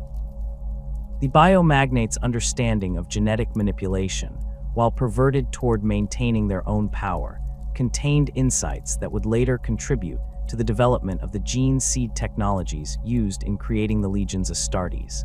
Their techniques for adapting human physiology to extreme environments informed later colonization efforts on death worlds encountered during the Great Crusade. The cultural integration of Pseudomerica followed a different pattern than that used in the Nordic territories. Rather than recontextualizing existing beliefs, imperial iterators emphasized liberation from biomagnate oppression and the benefits of technological advancement under imperial guidance. The population, having suffered generations of exploitation, proved receptive to this message, particularly when accompanied by practical improvements in living conditions and medical care.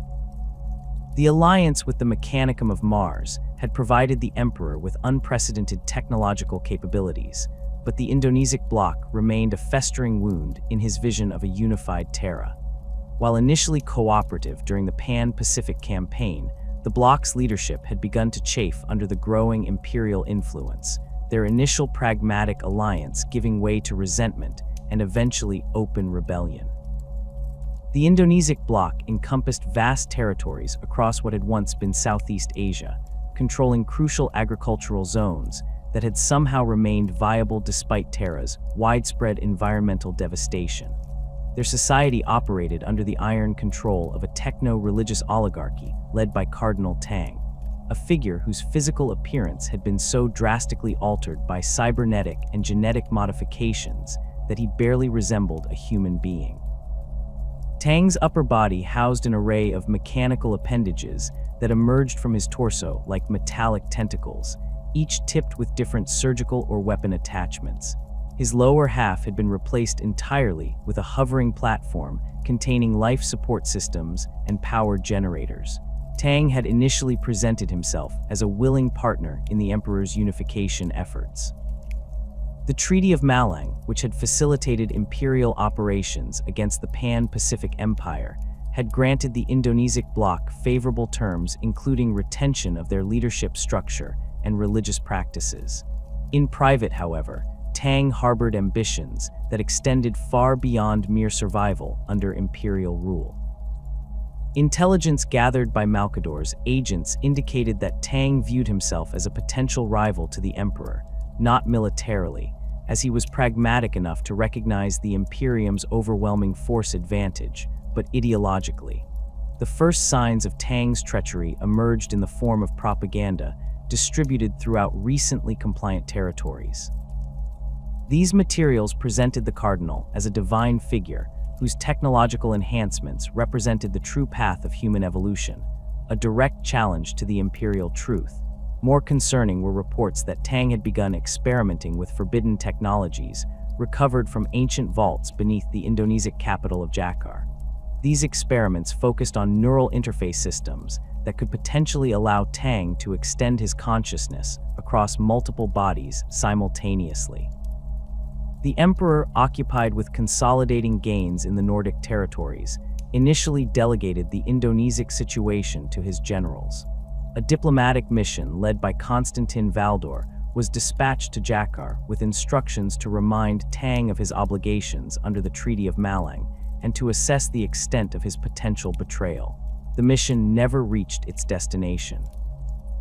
15 kilometers from Jakarta, the imperial delegation was attacked by forces bearing Indonesic insignia, but utilizing weapons of unknown origin, radiation projectors, that reduced 3 custodians to ash within seconds.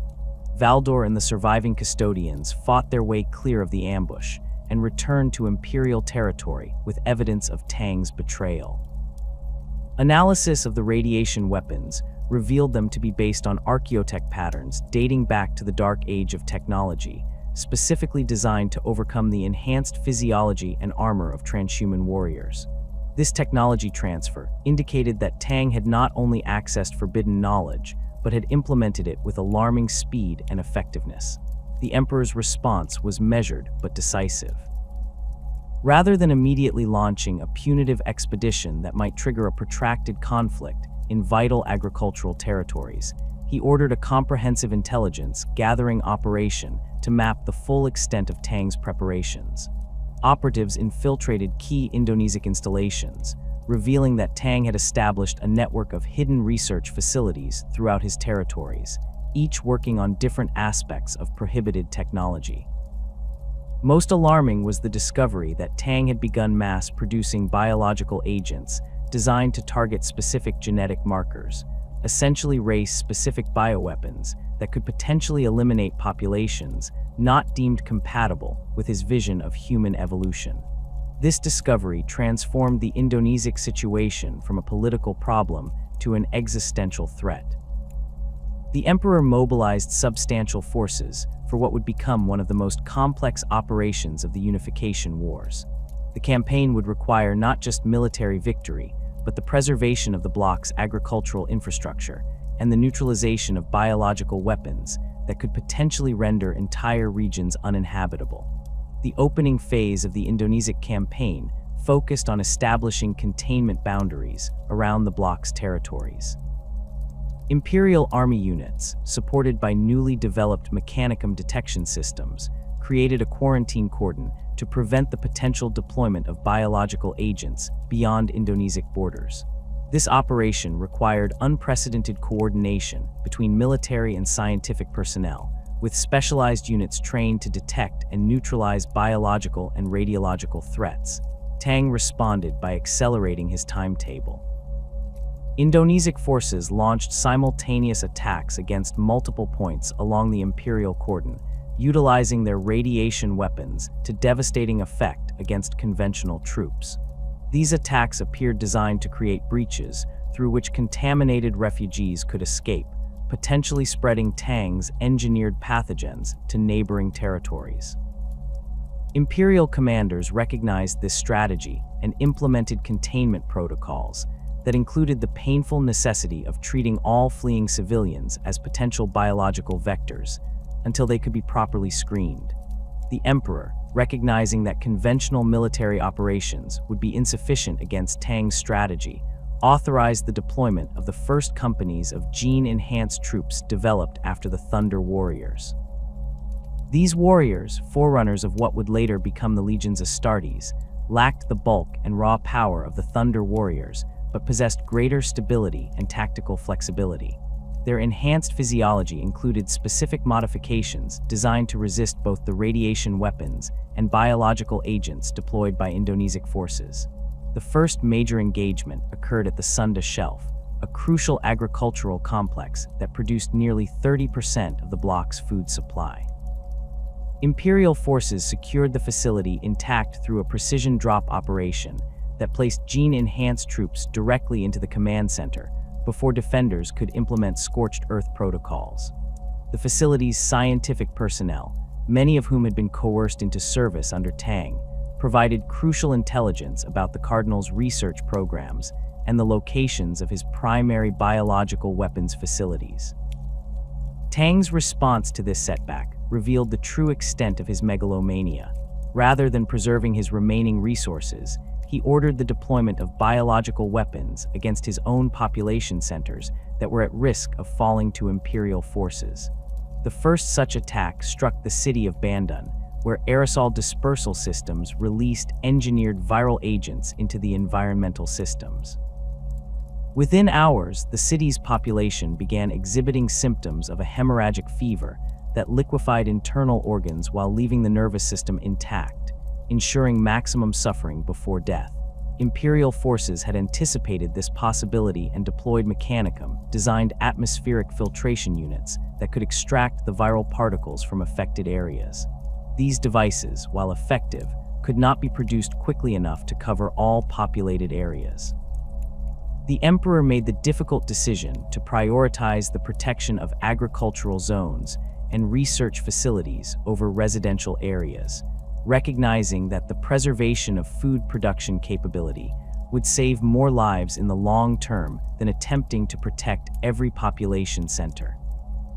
The battle for the Indonesian bloc took a decisive turn when Imperial intelligence identified Tang's primary command center, not in the capital of Jakar as initially believed, but in a heavily fortified underground complex beneath Mount Merapi. This volcanic facility housed both Tang's personal quarters and the central node of his experimental neural network. Seismic readings indicated that the complex extended nearly 2 kilometers beneath the surface, with multiple redundant power systems and defensive layers. The assault on Mount Merapi represented one of the most challenging operations of the Unification Wars. The approach to the mountain was defended by concentric rings of automated defense systems, radiation projectors, and fanatical troops who had undergone neural conditioning that rendered them immune to pain or fear.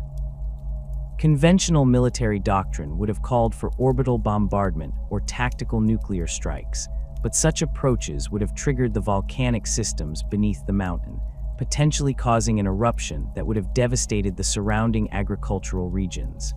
Instead, the Emperor authorized a multi-layered operation that began with infiltration by specialized units.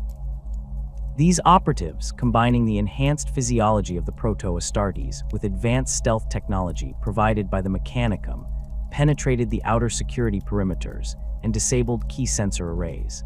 This created blind spots in the defensive network that allowed larger Imperial forces to approach undetected. The main assault force included 5 companies of gene-enhanced troops supported by Mechanicum battle automata specifically designed to withstand the radiation weapons. These forces established breach points at strategic locations around the mountain base, creating multiple avenues of attack that prevented Tang from concentrating his defenses. As Imperial forces penetrated deeper into the complex, they encountered increasingly desperate resistance, including suicide troops wired with viral dispersal systems that activated upon death. The final approach to Tang's inner sanctum required traversing a series of chambers where the Cardinal had conducted his most horrific experiments. Imperial forces discovered thousands of human subjects in various stages of cybernetic modification, many still conscious despite having most of their organic components replaced with machinery. These victims had served as test subjects for Tang's neural network technology, their minds linked together in a crude attempt to create a collective consciousness under his control. Cardinal Tang himself awaited in the central chamber, surrounded by the most elite of his cybernetically enhanced guards. His appearance had changed dramatically since his last public appearance, with additional mechanical components grafted to his body and a pulsating mass of neural tissue visible within a transparent housing atop his hover platform. This neural mass contained tissue samples from thousands of subjects, interconnected through microscopic filaments to create a biological computing system of unprecedented complexity. The battle that followed was brief but intense. Tang's guards utilized internal radiation emitters that made them lethal even in close combat, forcing Imperial troops to rely on ranged weapons and coordinated attacks. Tang himself demonstrated capabilities that went beyond mere technological enhancement, using his neural network to predict Imperial attack patterns and counter them with uncanny precision. It became apparent that he had achieved a limited form of psychic ability through his technological abominations, a perversion of humanity's natural psychic evolution that the Emperor had long foreseen. The tide turned when a small team of custodians, who had accompanied the assault force, managed to breach Tang's personal force field through a synchronized attack that overwhelmed its projection systems. With his defenses compromised, Tang attempted to activate a final failsafe, a system designed to transfer his consciousness into the neural network and trigger the volcanic systems beneath the mountain. This desperate gambit was thwarted when precision fire from Custodian Guardian spears severed the connections between Tang's biological components and his mechanical systems, trapping his consciousness in his failing organic remains. The capture of Cardinal Tang alive represented a significant intelligence coup for Imperial forces. Extensive interrogation revealed the full scope of his activities, including connections to other techno-barbarian states that had provided him with components and knowledge in exchange for promises of protection from Imperial compliance actions. Most disturbing was the discovery that Tang had established sleeper cells throughout already compliant territories, equipped with biological agents designed to activate months or even years after Imperial forces had moved on. The Emperor personally reviewed the intelligence gathered from Tang's interrogation and storage systems, using it to implement the first comprehensive Imperial compliance protocols. These procedures went beyond simple military occupation to include systematic screening of population centers, monitoring of communication networks, and establishment of early warning systems for biological or technological threats. While initially resource-intensive, these protocols would later be refined and implemented throughout the expanding Imperium. The judgment passed upon the Indonesian leadership set a precedent that would echo throughout the Great Crusade and beyond. Cardinal Tang himself was not simply executed, but subjected to a carefully designed punishment that reflected the magnitude of his crimes. His consciousness was separated from his biological remains and contained within a specialized device that prevented its dissipation while denying it any sensory input or means of communication, an eternal isolation that the emperor deemed appropriate for one who had sought to pervert the collective human consciousness for his own aggrandizement. The lower tiers of Indonesian leadership faced varied fates depending on their level of complicity. Those who had actively participated in the development of prohibited technologies or deployment of weapons against civilian populations were executed, their names and deeds recorded in the growing imperial archives as examples of human perfidy. Those who had served under duress were given opportunities for redemption through service to the Imperium, often in capacities that utilized their technical knowledge while keeping them under close supervision. The broader Indonesian population, many of whom had suffered under Tang's increasingly oppressive rule, generally welcomed imperial forces as liberators rather than conquerors. The emperor's iterators emphasized that the population had been victims rather than accomplices, focusing public sentiment against the leadership rather than fostering resentment of imperial authority. This approach, combined with immediate improvements in living conditions and medical care for those affected by Tang's biological weapons, helped secure genuine compliance rather than mere submission. The agricultural resources of the Indonesian territories proved crucial for supporting the emperor's expanding forces. With proper management and the application of recovered agricultural technologies, productivity increased by nearly 40% within a year of imperial takeover. These resources allowed for improved rations for imperial army units and provided the specialized nutrients required for the accelerating Astartes creation program. The technological discoveries made in Tang's research facilities presented a more complex challenge. While much of his work represented dangerous perversions of human knowledge, certain aspects, particularly in the fields of neural interface systems and biological computing, contained innovations that could potentially serve the Imperium if properly controlled. The Emperor established specialized research divisions under the direct supervision of the Mechanicum to evaluate these technologies and determine which could be safely adapted for Imperial use. The subjugation of the Indonesian bloc had secured crucial agricultural resources for the Emperor's growing Imperium, but Terra's unification remained incomplete. Among the remaining powers that defied imperial authority, the Ethnarchy stood as perhaps the most ideologically significant opponent. Unlike the techno-barbarian states whose resistance stemmed primarily from a desire to maintain political power, the Ethnarchy represented something far more challenging to the Emperor's vision: organized religion with genuine popular support. The Ethnarchy controlled territories spanning what had once been the Middle East and portions of the Caucasus region, centered around a heavily fortified city-state built upon the ruins of ancient Jerusalem. This domain had weathered the Age of Strife through a rigid theocratic structure that combined elements of ancient Abrahamic faiths with technological veneration. The Ethnarch himself, a figure known as Narthan Doom, claimed direct divine authority as the voice of the God Emperor of mankind, an ironic title given his fierce opposition to the actual emperor's secular agenda. Imperial intelligence gathered by Malcador's agents revealed that the Ethnarchy maintained its control through a combination of religious fervor and technological superiority. Their priest engineers had preserved functioning STC fragments that allowed them to produce energy weapons more advanced than those available to most other techno-barbarian states. These divine lightbringers, as they were called in Ethnarchy propaganda, could disable vehicle systems or incinerate infantry with concentrated energy beams that Mechanicum analysis later identified as specialized laser technology. More concerning than their military capabilities was the Ethnarchy's sophisticated propaganda apparatus. Unlike many techno-barbarian states that relied primarily on brute force to maintain control, the Ethnarchy had developed highly effective methods of ideological conditioning. Their priest orators could sway entire populations through carefully crafted sermons that combined religious imagery with practical instructions for resistance against the false emperor who denies the divine spark in mankind.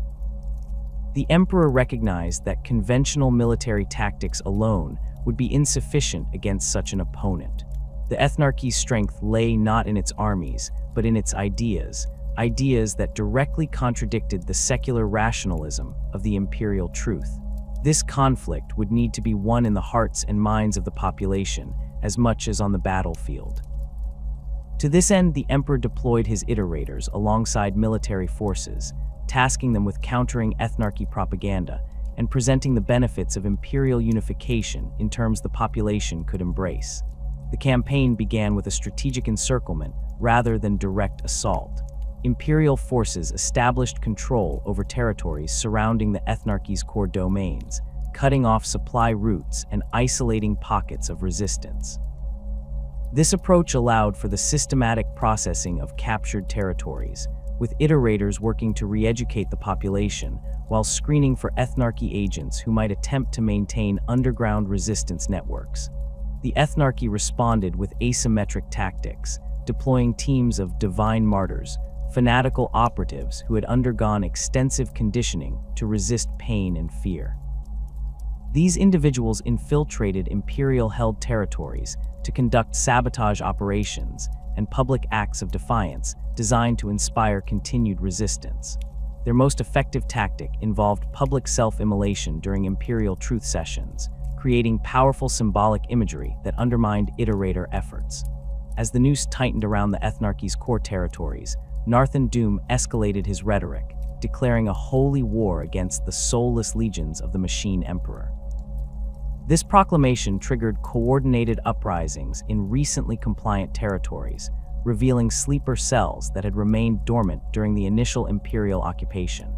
These uprisings, while ultimately unsuccessful, diverted imperial resources and demonstrated the resilience of religious belief in the face of rational argumentation. The emperor, analyzing the situation with his characteristic strategic insight, identified the central weakness in the ethnarchy's position: Doom himself. Unlike many religious leaders throughout human history who genuinely believed in their proclaimed faiths, imperial intelligence suggested that Doom was a cynical manipulator who used religion primarily as a control mechanism. His private communications, intercepted by imperial operatives, revealed contempt for the superstitious masses he claimed to serve as spiritual leader. This discovery provided the key to the emperor's strategy. Rather than attempting to dismantle the ethnarchy's religious infrastructure directly, which might have created martyrs and strengthened resistance, he would expose the hypocrisy at its core. The emperor authorized a specialized operation targeting the ethnarchy's communication systems, which would broadcast Doom's private statements to the population he supposedly served. The technical aspects of this operation were entrusted to Mechanicum specialists who had studied the ethnarchy's Vox network architecture. These tech priests developed override protocols that could temporarily seize control of the broadcast systems used for daily prayers and announcements. The content, carefully selected excerpts from Doom's private communications, was prepared by iterators who understood which statements would most effectively undermine his religious authority. The broadcast operation, executed during the ethnarchy's primary prayer time when most citizens would be connected to the Vox network, created immediate unrest in major population centers. Recordings of Doom dismissing sacred texts as useful fictions and describing religious rituals as necessary theater for controlling the weak-minded shattered the faith of many previously loyal subjects. Within hours, spontaneous protests erupted outside government buildings and temples, with citizens demanding explanations from lower-ranking clergy who were themselves reeling from the revelations. Doom attempted to contain the damage by claiming the broadcasts were imperial fabrications, but the specific details contained in the recordings, references to private conversations and internal ethnarchy matters, lent them undeniable authenticity. As civil unrest spread, Doom retreated to his heavily fortified personal compound in Jerusalem, surrounded by his most fanatical followers who either maintained their faith despite the evidence or were too compromised by their own actions to defect. With the Ethnarchy's popular support crumbling, the Emperor authorized the final military phase of the campaign. Imperial army units, supported by early prototype Astartes warriors, advanced into the Ethnarchy's core territories, meeting minimal resistance. Many Ethnarchy military commanders, seeing the collapse of the regime's legitimacy, chose to surrender rather than fight for a cause they now recognized as corrupted. Others attempted to establish independent fiefdoms, only to find themselves outmatched by the coordinated imperial forces. The final obstacle to complete compliance was the Jerusalem compound, a massive fortified complex built around the ancient religious sites of the city. This compound housed not only Doom's personal quarters, but also the Ethnarchy's central administrative apparatus, and most importantly, their primary SDC fragments. Intelligence indicated that Doom had wired the entire complex with explosives, threatening to destroy these invaluable technological assets rather than allow them to fall into Imperial hands. The Emperor, recognizing both the practical and symbolic importance of Jerusalem, decided to personally lead the final compliance action. His presence would serve multiple purposes. His superior tactical abilities would maximize the chances of securing the SDC fragments intact. His psychic powers could help identify and neutralize hidden threats, and his personal authority could potentially convince remaining Ethnarchy forces to surrender without further bloodshed. The Emperor's arrival at the Jerusalem operational theater marked a rare personal intervention in the later stages of the Unification Wars. He came not with the overwhelming force that had characterized earlier campaigns, but with a small, specialized detachment, including several custodians and a cadre of the most psychologically astute iterators. This approach reflected his assessment that the remaining resistance was primarily ideological rather than military. As Imperial forces established positions around the Jerusalem compound, the Emperor issued a direct communication to Doom, offering him an opportunity to surrender with the guarantee of fair treatment. The offer was publicly broadcast, ensuring that both Doom's followers and the civilian population were aware of the terms.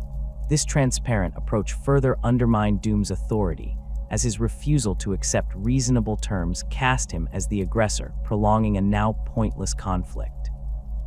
Doom's response came in the form of a counter-broadcast, challenging the Emperor to face him personally in the Cathedral of the Divine Light, the central religious structure within the compound.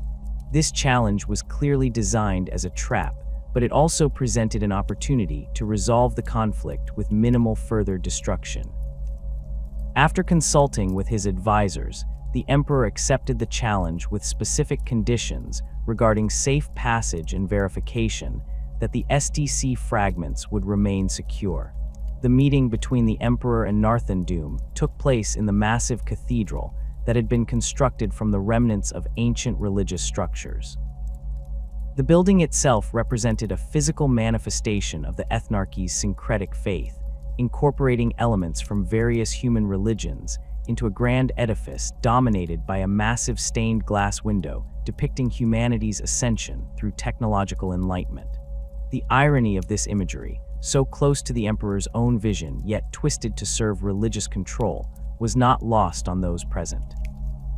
Among the witnesses to this historic confrontation was Uriah Alatyra, the last priest of the Church of the Lightning Stone.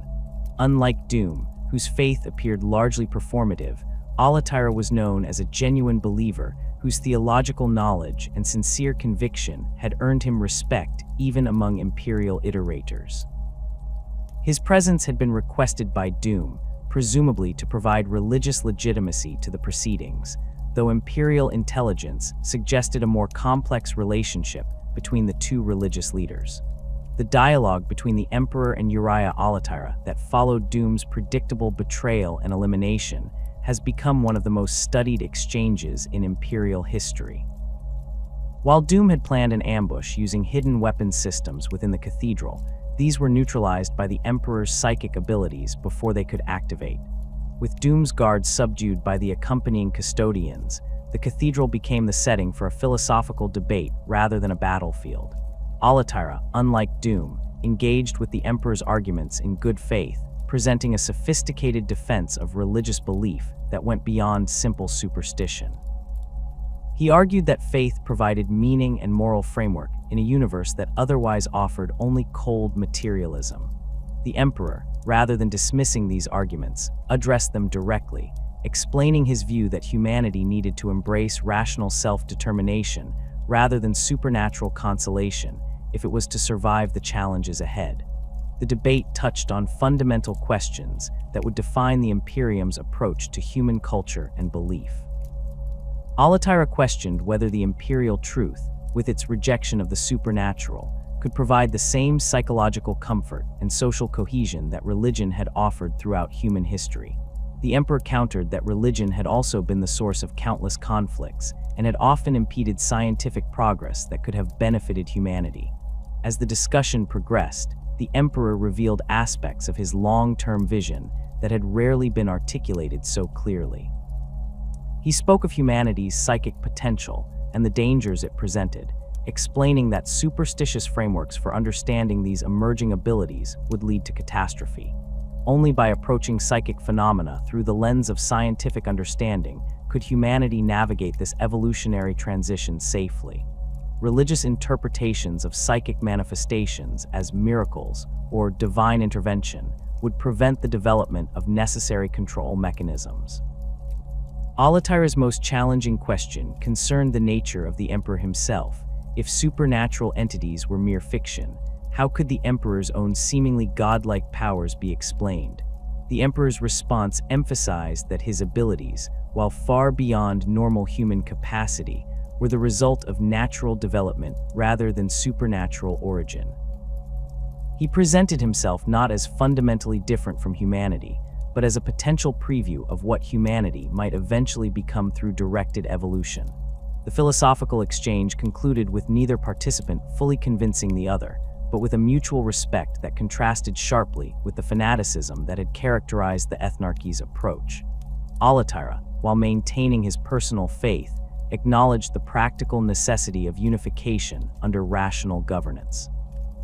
The emperor, while firm in his secularism, recognized the genuine human need for meaning that religion had historically addressed. As the debate concluded, the emperor offered Alatyra a position within the emerging imperial administration, suggesting that his insights into human psychological needs could inform the development of cultural institutions that would provide meaning without supernaturalism. Alatyra requested time to consider this offer, asking permission to remain in the cathedral for a final night of prayer and reflection. The emperor granted this request, ordering his forces to secure the rest of the compound while leaving the cathedral undisturbed. This decision, while respecting Alatyra's dignity, would have significant consequences. During the night, as imperial forces cataloged the technological treasures of the ethnarchy and began the process of integrating the population into imperial compliance, the Cathedral of the Divine Light erupted in flames.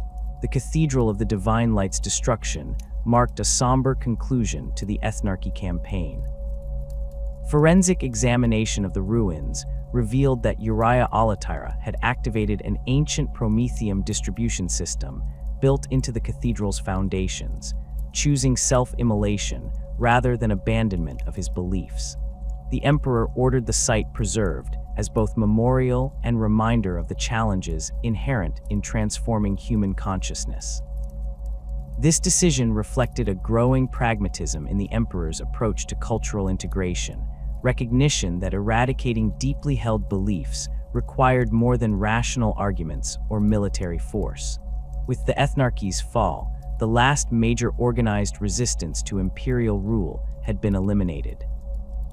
The remaining Pan-Pacific strongholds, isolated island fortresses that had maintained nominal independence through obscurity rather than strength, surrendered when confronted by imperial naval forces.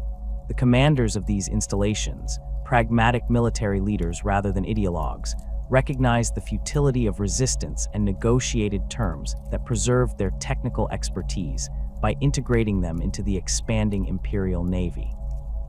The most remote of these holdouts, the fortress island of Nihon Alpha, presented unique challenges due to its extensive automated defense systems. Originally designed to operate with minimal human oversight, these systems had evolved during the Age of Strife into semi-autonomous networks that responded to perceived threats with escalating force. Imperial compliance teams discovered that direct military approaches triggered maximum defensive responses, while smaller, unarmed delegations were permitted limited access. This peculiarity allowed specialized mechanicum teams to gradually introduce compliance protocols directly into the defense network's logic engines, effectively subverting the systems from within. The human population, isolated within protected enclaves and largely unaware of external developments, transitioned to imperial compliance with minimal disruption. The final military action of the Unification Wars targeted the Caucasus Waste Reclamation Zone, where scattered bands of augmented raiders had exploited the power vacuum created by the Ethnarchy's collapse. These raiders, utilizing scavenged technology and crude biological enhancements, posed little strategic threat but disrupted vital resource extraction operations. Rather than deploying elite forces against such minor opponents, the Emperor authorized the first field deployment of standardized Imperial Army protocols. Regular human soldiers, equipped with newly standardized weapons and operating under unified command structures, systematically cleared the region. This operation served as both practical pacification and proof of concept for the military doctrines that would support the coming Great Crusade. With military unification complete, the Emperor turned his attention to establishing governance structures that could effectively administer Terra while supporting his broader ambitions. The challenges were immense, integrating disparate populations with conflicting cultural traditions, rebuilding infrastructure devastated by millennia of warfare, and establishing economic systems that could support massive military expansion. These tasks required administrative frameworks beyond anything that had existed during the Age of Strife.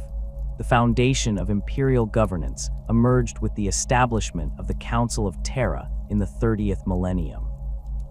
Unlike the ad hoc command structures that had directed the Unification Wars, the Council represented a deliberate attempt to create sustainable civilian administration. Its initial membership drew from diverse sources: former techno-barbarian administrators who had demonstrated both competence and adaptability, mechanicum representatives ensuring technological integration, and trusted imperial commanders transitioning to non-military roles. Most significant was the appointment of Malcador the Sigillite as the Emperor's administrative proxy, empowered to make decisions in his name when he focused on specialized projects. The Council's structure reflected practical necessities rather than abstract political theories. Administrative divisions corresponded to functional requirements: resource management, population compliance, infrastructure development, and military support. This pragmatic approach prioritized effectiveness over ideological consistency, allowing for regional variations in governance where local conditions demanded flexibility. The Nordic territories, for example, maintained traditional clan structures as intermediaries between the population and imperial administrators, while former Pan-Pacific regions operated under more direct hierarchical control. Beneath the Council's central authority, a complex bureaucracy began to form. The early imperial administration bore little resemblance to the labyrinthine institution it would eventually become, but the seeds of future complexity were evident in its initial design. The need to process vast amounts of information from across Terra's surface led to the establishment of specialized departments with overlapping responsibilities, a feature initially considered a temporary inefficiency that would, over millennia, become an entrenched characteristic of imperial governance.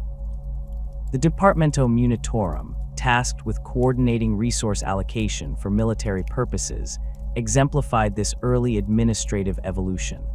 Originally a simple logistics operation supporting the final unification campaigns, it gradually expanded its purview to encompass manufacturing standards, recruitment protocols, and eventually, interplanetary supply chains. This organic growth, driven by immediate needs rather than centralized planning, established patterns that would define imperial institutions for millennia to come. Communications infrastructure proved particularly challenging to standardize. The disparate techno-barbarian states had utilized incompatible systems ranging from primitive radio networks to sophisticated quantum entanglement communicators. Imperial engineers, working with Mechanicum support, established conversion protocols that allowed these systems to interface while gradually implementing standardized Vox technology in critical regions. Full communication standardization would not be achieved until well into the Great Crusade, but the foundational work began during this transitional period. Economic integration proceeded alongside administrative consolidation. The emperor authorized the establishment of the first standardized currency system since the Age of Strife, with value backed by energy production from the former terawatt facilities. This energy scrip provided a stable medium of exchange that facilitated resource redistribution across formerly hostile territories. Regional currencies remained in circulation during a transitional period, their value pegged to the imperial standard through carefully calculated exchange rates that gradually adjusted to encourage adoption of the unified system. Perhaps the most significant administrative innovation was the establishment of the Adeptus Terra as a formalized civil service. Unlike previous human bureaucracies that had typically evolved through gradual accretion, the Adeptus Terra was deliberately designed as a meritocratic institution with standardized training, clear advancement pathways, and internal consistency mechanisms. While primitive by later standards, this early incarnation established fundamental principles that would guide imperial administration even after 10,000 years of evolution and distortion. The Adeptus Terra's initial recruitment drew heavily from the scholarly castes of former techno-barbarian states, particularly those with administrative experience. These individuals underwent intensive re-education programs designed to instill imperial values and standardized methodologies. The most promising candidates received specialized training under Malcador's direct supervision, forming the nucleus of what would eventually become the administrative elite. This emphasis on merit-based selection, while never perfectly implemented, represented a significant departure from the hereditary or strength-based leadership common during the Age of Strife. Infrastructure reconstruction presented challenges that even the Emperor's foresight had not fully anticipated. Terra's environment had suffered catastrophic damage during the Age of Strife, with atmospheric pollution, radioactive contamination, and biological hazards rendering large regions effectively uninhabitable. The technologies needed for environmental remediation had been largely lost, requiring extensive research and development before implementation could begin. This necessity drove unprecedented cooperation between imperial administrators and Mechanicum specialists, establishing collaborative patterns that would facilitate the later integration of Mars into the broader Imperium. The most ambitious environmental project focused on atmospheric processing. Terra's air had become a toxic miasma of industrial pollutants, radioactive particles, and chemical warfare residue, requiring massive filtration systems to render it breathable without assistance. The Emperor authorized the construction of enormous atmospheric processing complexes based on designs recovered from Pan-Pacific archives, modified and enhanced by Mechanicum engineers. These facilities, each covering several square kilometers, began the slow process of extracting contaminants while rebalancing atmospheric composition. Even with these advanced systems operating at maximum capacity, projections indicated that comprehensive atmospheric restoration would require centuries of continuous operation. Water purification presented equally daunting challenges. Terra's oceans had been transformed into chemical soups hostile to most forms of life, while groundwater reserves suffered from radioactive contamination and heavy metal infiltration. Imperial hydro engineers implemented multi-stage purification systems that gradually processed contaminated water through biological, chemical, and energetic filtration stages. The purified water, initially reserved for agricultural and industrial use, eventually became available for general consumption in limited quantities. As with atmospheric restoration, complete hydrospheric recovery exceeded the timeframe of the unification period, but the foundational systems were established during this critical phase.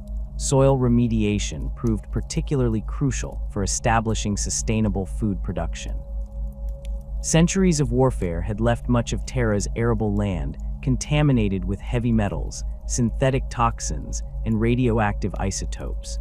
Imperial agricultural specialists, working with biological samples preserved in gene banks, developed specialized organisms that could extract contaminants while preparing soil for subsequent cultivation.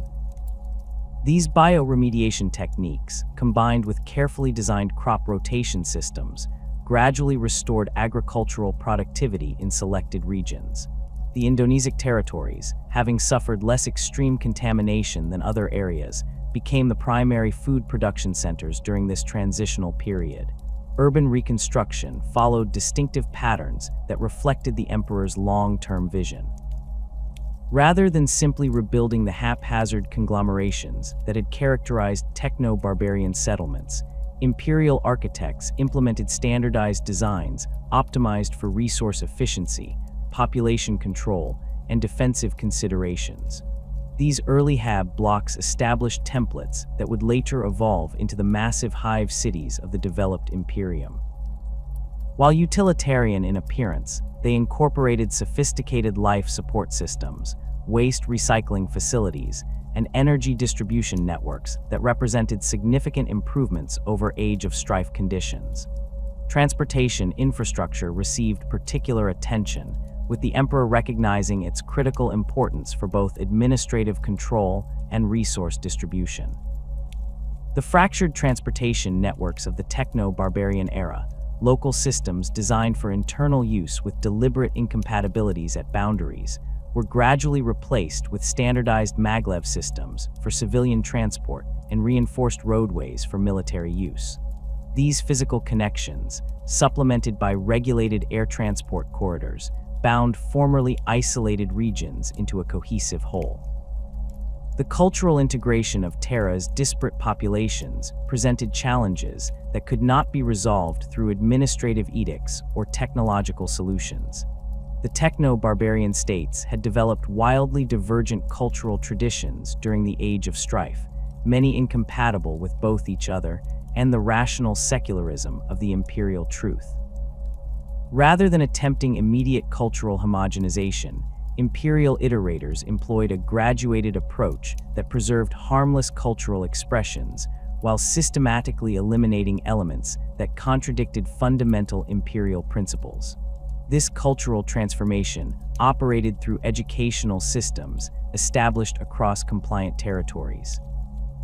The first imperial schola focused on practical knowledge, technical skills, administrative procedures, and basic scientific principles, while subtly incorporating elements of the imperial truth into their curricula. Children raised in these educational environments absorbed imperial values alongside practical knowledge, creating a generation that identified primarily with the unified Imperium rather than their regional origins. This approach avoided the resistance that more direct cultural suppression might have triggered while achieving similar long-term outcomes. Adult populations experienced cultural integration through more varied mechanisms. Public information systems broadcast standardized content that emphasized shared human identity over regional differences. Work assignments frequently relocated individuals to different regions, disrupting established cultural enclaves and forcing adaptation to imperial norms. Religious practices, while not officially prohibited except where they directly contradicted imperial authority, found themselves without institutional support or public venues, gradually relegated to private observance among older generations. The most effective cultural integration tool proved to be the tangible improvements in living conditions that accompanied imperial rule. Populations that had endured centuries of deprivation under techno-barbarian regimes experienced unprecedented stability, reliable food supplies, and basic medical care under imperial administration. These practical benefits generated genuine support that facilitated acceptance of accompanying cultural changes. Imperial iterators skillfully connected these improvements to the rational, secular principles of the imperial truth, presenting material progress as the natural outcome of abandoning superstition and embracing human potential. As Terra's unification neared completion, the Emperor increasingly delegated administrative responsibilities to the Council and Malcador, focusing his personal attention on specialized projects crucial to his broader vision. The most significant of these was conducted in secret facilities deep beneath the Himalayan mountains, the Primarch project that would create the transhuman leaders of his legions Astartes. This work, drawing on genetic knowledge accumulated over millennia and enhanced by technologies recovered during the Unification Wars, represented the culmination of the Emperor's plans for humanity's advancement. Simultaneously, construction began on what would become the Imperial Palace, not merely a residence or administrative center, but a physical manifestation of the Emperor's vision for unified humanity. Built upon the foundations of his earlier Himalayan fortress, the palace expanded to encompass massive defensive works, administrative complexes, and technological marvels that would establish Terra as the unquestioned center of human civilization. This construction, utilizing resources and expertise from across the unified planet, symbolized the transformation from fractured techno-barbarism to cohesive Imperium. Deep within the Himalayan mountains, far beneath the emerging spires of what would become the Imperial Palace, the Emperor had established his most secure and secretive facility. Unlike the grand, visible structures rising on the surface that symbolized humanity's reunification, these underground chambers were known to only his most trusted confidants. It was here, in gene laboratories shielded by layers of both physical barriers and psychic wards, that the Emperor embarked on what would become known as the Primarch Project, the creation of 20 superhuman beings designed to serve as both generals for his armies and sons, crafted from his own genetic material. The laboratories themselves represented the pinnacle of recovered genetic technology, augmented by the Emperor's own unparalleled knowledge accumulated over millennia of human history. The central chamber housed massive cogitator arrays connected to gene sequencers of incomprehensible complexity. These machines hummed with constant activity, processing genetic data at speeds that would have seemed miraculous even during the dark age of technology. The walls were lined with stasis tubes containing biological samples collected throughout human history, preserved examples of both baseline humans and various genetic deviants that exhibited traits the Emperor wished to incorporate or specifically avoid.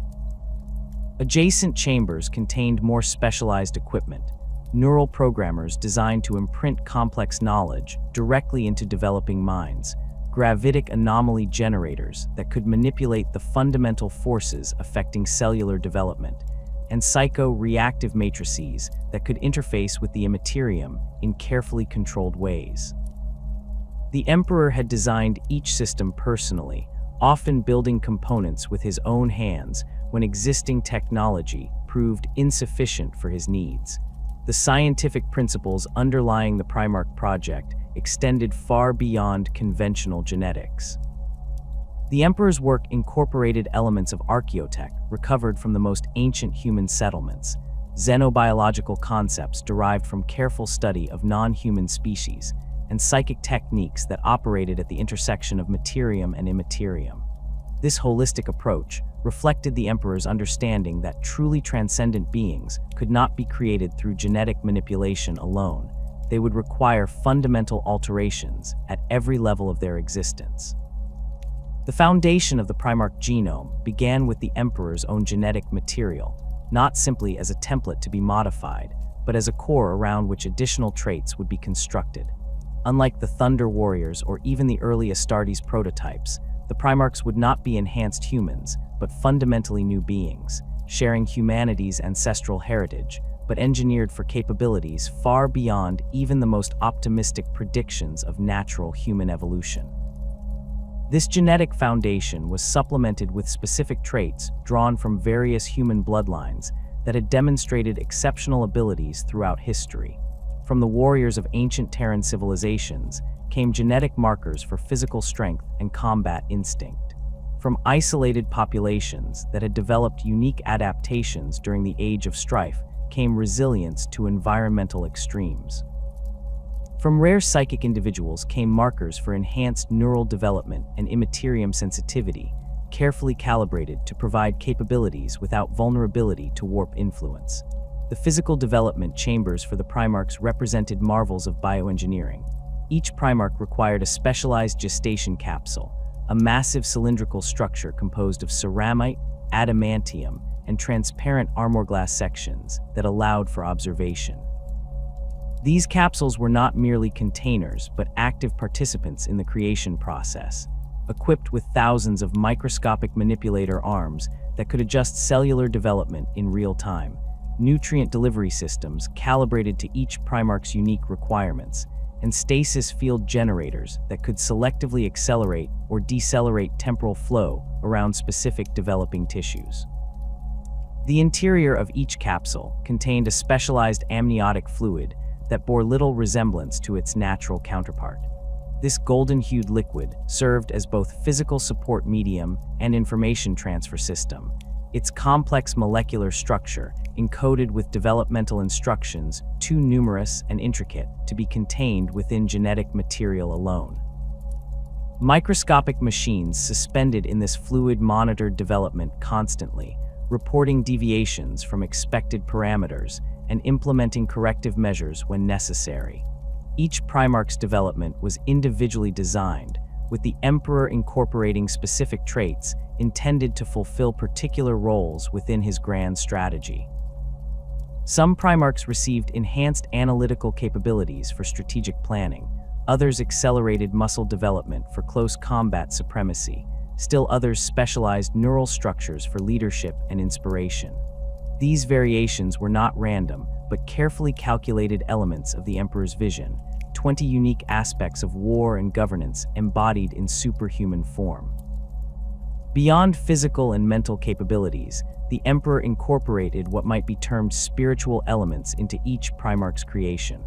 Through techniques known only to himself, he infused each developing Primarch with a fragment of his own psychic essence, not merely energy, but aspects of his own consciousness, carefully partitioned and modified to serve specific purposes. This process created beings who were, in a very real sense, extensions of the Emperor himself, while maintaining their own distinct identities and autonomy. The technical challenges of the Primarch project extended beyond the creation of the Primarchs themselves to the support systems they would require. Standard equipment designed for human use would be inadequate for beings of their size and strength. Conventional weapons would seem like toys in their hands, standard armor would restrict rather than protect, and ordinary nutrient intake would be insufficient to fuel their enhanced metabolisms. Anticipating these needs, the Emperor established parallel research programs to develop appropriate equipment, weaponry, and support systems scaled to Primarch physiology. The most significant of these parallel developments was the design of specialized power armor that would later evolve into the Custodian and Astartes variants. The Primarch prototypes represented entirely new concepts in personal protection, adaptive systems that could interface directly with their wearers' nervous systems, power generation capabilities that could sustain operation indefinitely in most environments, and material compositions that balance protection with mobility in ways previously thought impossible. As the Primarchs developed within their gestation capsules, the Emperor spent countless hours in personal observation, often standing motionless before the tanks for days at a time, his mind interfacing directly with the monitoring systems to assess progress at levels no instrument could detect. During these sessions, he would sometimes make minute adjustments to developmental parameters, alterations so precise that even the Mechanicum adepts assisting with the project could not discern their purpose until the results manifested months later. These periods of direct involvement became less frequent as Terra's unification progressed, with the Emperor increasingly required to address administrative matters and strategic planning for the coming Great Crusade. In his absence, the project continued under the supervision of trusted geneticists and biomechanical adepts, following the exacting protocols he had established. Chief among these supervisors was Astartes, a geneticist of unparalleled skill whose contributions to the project were second only to the Emperor's own. Astartes had been recruited during the later stages of the Unification Wars, her talents discovered in a gene laboratory within the Pan-Pacific territories. Unlike many Imperial scientists who approached their work with cold detachment, Astartes developed a personal connection to the developing Primarchs, referring to them as "my children" in private communications. This emotional investment, while potentially concerning from a security perspective, resulted in extraordinarily meticulous attention to their developmental needs. The Primarch project progressed through several distinct phases, each building upon the achievements of the previous while incorporating new insights. The initial phase focused on basic viability, creating genetic structures stable enough to support the enhanced capabilities the Emperor envisioned. The second phase addressed cognitive development, ensuring that the Primarch's mental capabilities would match their physical potential. The third phase, perhaps the most delicate, involved the integration of psychic capabilities without creating vulnerability to warp influence. Throughout these phases, the Emperor maintained absolute secrecy regarding the project's full scope. Even trusted advisors like Malcador were provided only partial information, with different aspects of the work compartmentalized to prevent any individual besides the Emperor from understanding the complete picture. This secrecy extended to physical security as well, with the gene laboratories protected by concentric rings of defenses, including custodian guards, automated weapon systems, and psychic wards that could detect unauthorized intrusion attempts at the level of intent rather than physical presence. Despite these precautions, as the Primarchs neared completion, subtle signs of external interest began to manifest. Instruments monitoring the Imperium detected increasing disturbances focused around the laboratory complex. Psychers serving the Emperor reported unsettling dreams featuring 20 lights being observed by hungry entities from beyond normal space. The Emperor himself sensed a growing attention from the warp, not random turbulence, but directed consciousness, calculating and patient. The Emperor responded by strengthening the psychic wards around the facility and accelerating certain aspects of the project while deliberately slowing others, adjustments designed to obscure the true development timeline from whatever was watching. He increased his personal presence in the laboratories, his own immense psychic power serving as both shield and distraction. These countermeasures appeared effective, with warp disturbances temporarily subsiding and monitoring systems reporting normalized conditions. This apparent security proved tragically deceptive. As the Primarchs reached their final developmental stage, with physical bodies fully formed and cognitive functions activating, the carefully maintained barriers between materium and immaterium experienced a catastrophic breach. Unlike conventional warp incursions that manifest as violent tears in reality, this breach occurred with surgical precision, a targeted weakening of specific protective measures around the Primarch gestation chambers. The entities responsible for this breach would later be identified as the Ruinous Powers, warp-based intelligences that had observed humanity's development with growing interest and now acted to disrupt the Emperor's plans. Their intervention manifested not as direct attack, but as a reality-distorting vortex that engulfed the Primarch chambers, creating localized warp portals around each gestation capsule. Imperial records of the exact sequence of events remain fragmentary, with much information deliberately obscured or destroyed in subsequent years. What is known with certainty is that all 20 Primarch gestation capsules were drawn into the warp through these precisely calibrated portals. The physical laboratory remained largely intact, with monitoring systems continuing to function and recording the inexplicable disappearance of their subjects. Support staff in adjacent chambers reported sensing a momentary pressure change and hearing what some described as distant laughter before normal conditions returned. The Emperor's reaction to this catastrophe revealed aspects of his nature rarely glimpsed by even his closest advisors. Upon discovering the Primarch's disappearance, he displayed not the cold calculation that characterized most of his decisions, but a profound and terrible rage. Witnesses reported the laboratory complex experiencing gravitational anomalies, with equipment levitating and energy discharges manifesting spontaneously around the Emperor's form. For several hours, he remained in the central chamber, his mind apparently engaged in some form of psychic search or battle, invisible to normal perception. When the Emperor finally emerged from the laboratory, his demeanor had returned to its typical composed state, but those sensitive to psychic emanations reported an underlying current of determination that bordered on the obsessive. Without explanation to anyone save perhaps Malcador, he immediately initiated two parallel responses to the disaster. The first response was practical, the acceleration of the Astartes program that had been developed as a complement to the Primarch project. Using preserved genetic samples from each Primarch, the Emperor created 20 distinct gene seed templates that could be implanted in human candidates to create transhuman warriors who, while far less powerful than the Primarchs themselves, would carry some portion of their genetic legacy. These would become the foundation of the 20 Space Marine Legions, each bearing genetic markers of their missing Primarch. The second response remained largely hidden from Imperial records, but was suggested by subsequent events. The Emperor appeared to maintain some form of psychic connection to the scattered Primarchs, occasionally displaying knowledge of their circumstances that could not have been obtained through conventional means. This connection suggested that while the physical Primarchs had been lost, the psychic imprint the Emperor had placed within each remained active, providing a tenuous link that might eventually allow for their recovery.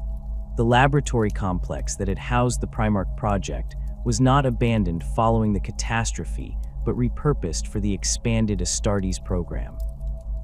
The specialized equipment designed for Primarch development was modified to support mass production of gene seed, with new facilities constructed in adjacent caverns to accommodate the thousands of aspirants who would form the first generation of Space Marines. What had been intended as a nurturing place for 20 superhuman sons became instead a factory for creating armies of lesser, but still formidable warriors. The Emperor's private quarters adjacent to the laboratory remained untouched, preserved exactly as they had been on the day of the Primarch's disappearance.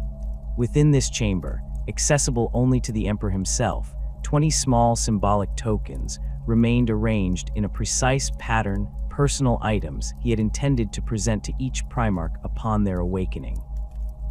These tokens, their significance known only to their creator, served as both memorial and promise, a father's acknowledgement of loss and determination to eventually recover what had been taken.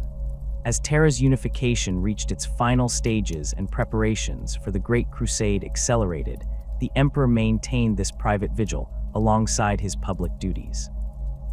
The expanding imperial bureaucracy, the construction of the first expeditionary fleets, and the establishment of administrative systems that could function during his absence all proceeded according to plan.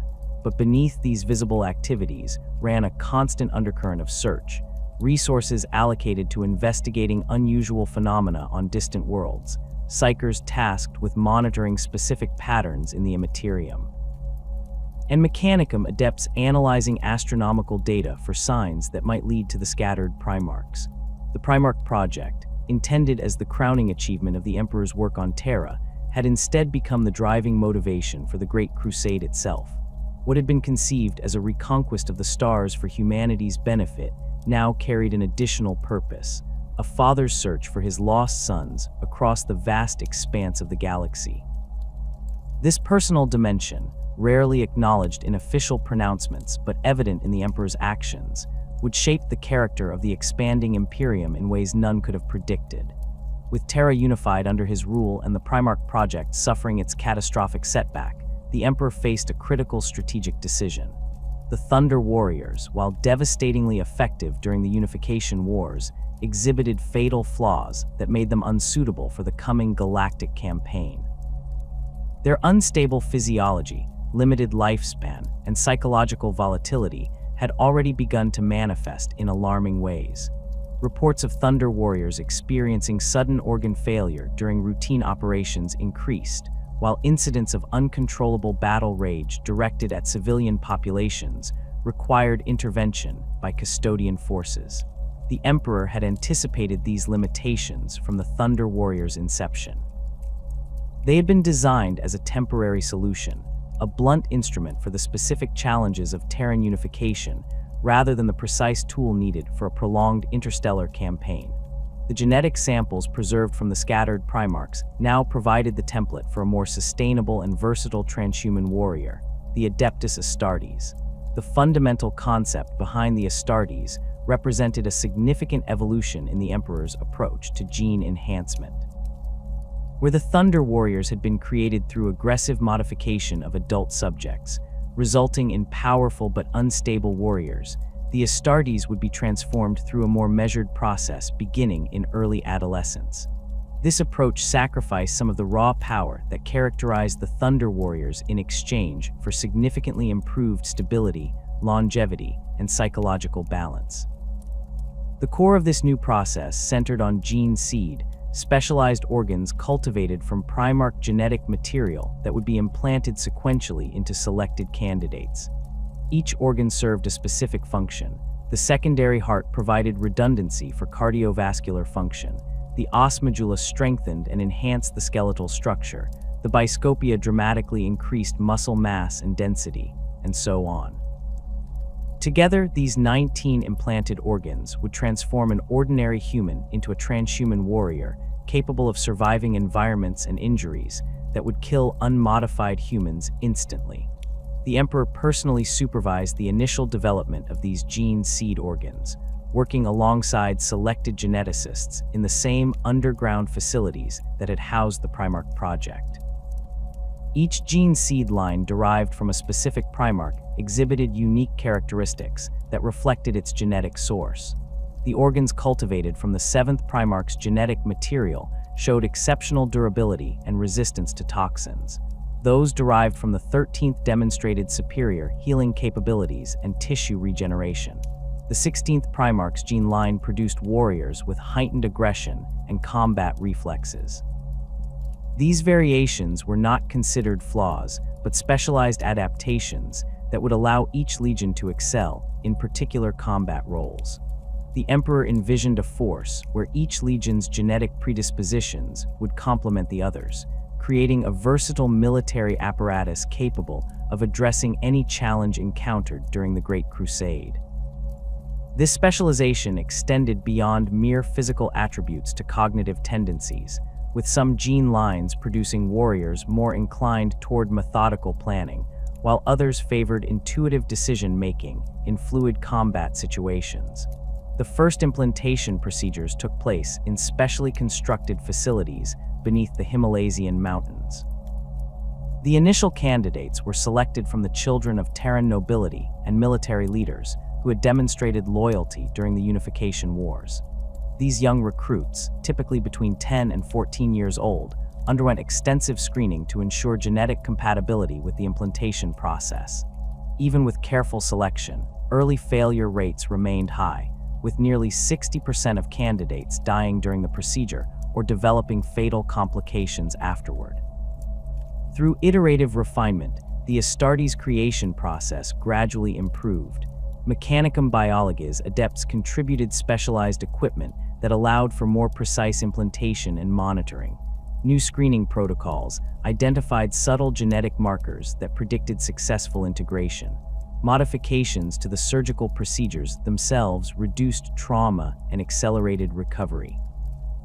By the time the first full companies were ready for deployment, success rates had improved to approximately 60%, though this varied significantly between different gene seed lines. The training regimen developed for these first Astartes combined physical conditioning, tactical instruction, and psychological conditioning designed to maximize the potential of their enhanced bodies. Unlike the Thunder Warriors, whose training had focused almost exclusively on direct combat applications, Astartes candidates received education in strategy, logistics, and various specialized warfare domains.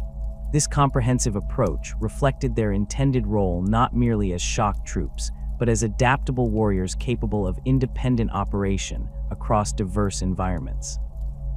As the first Astartes companies reached operational readiness, the Emperor faced the delicate challenge of transitioning from Thunder Warrior to Astartes dominance. The Thunder Warriors, despite their deteriorating condition, remained formidable fighters with a fierce pride in their status as the Emperor's first transhuman warriors. Many had developed strong bonds of brotherhood through shared combat experiences during the Unification Wars. Simply discarding them risked not only wasting valuable military assets, but potentially creating dangerous opponents familiar with Imperial tactics and capabilities. The solution came in the form of a final glorious campaign, the Battle of Mount Ararat. This engagement against the last significant concentration of techno-barbarian forces was presented to the Thunder Warriors as their crowning achievement, the final act that would secure Terra's unification. In reality, it served as both a legitimate military objective and a controlled environment for the Thunder Warriors' final deployment. The battle itself was genuine, with techno-barbarian forces offering fierce resistance from heavily fortified positions. The Thunder Warriors performed as they always had, with devastating effectiveness and complete disregard for their own safety. By the battle's conclusion, they had secured a decisive victory for Imperial forces, but at tremendous cost to their own numbers. Those who survived found themselves celebrated as heroes of unification, awarded honors and privileges that included residence in specialized facilities ostensibly designed for their medical needs. The truth behind these facilities remains one of the Emperor's more controversial decisions. While providing genuine medical support that temporarily stabilized the Thunder Warriors' deteriorating physiology, they also served as controlled environments where the remaining warriors could be monitored and, if necessary, contained. Over subsequent months, as preparation for the Great Crusade accelerated, the Thunder Warriors gradually succumbed to their genetic flaws, their numbers dwindling until only a handful remained, isolated individuals who either escaped the containment facilities or had been detached from main forces during the final battles. With the Thunder Warrior chapter effectively closed, the Emperor focused fully on developing the Astartes legions into the spearhead of his coming crusade. Each legion received not only specialized training based on their genetic predispositions, but equipment tailored to their anticipated combat roles.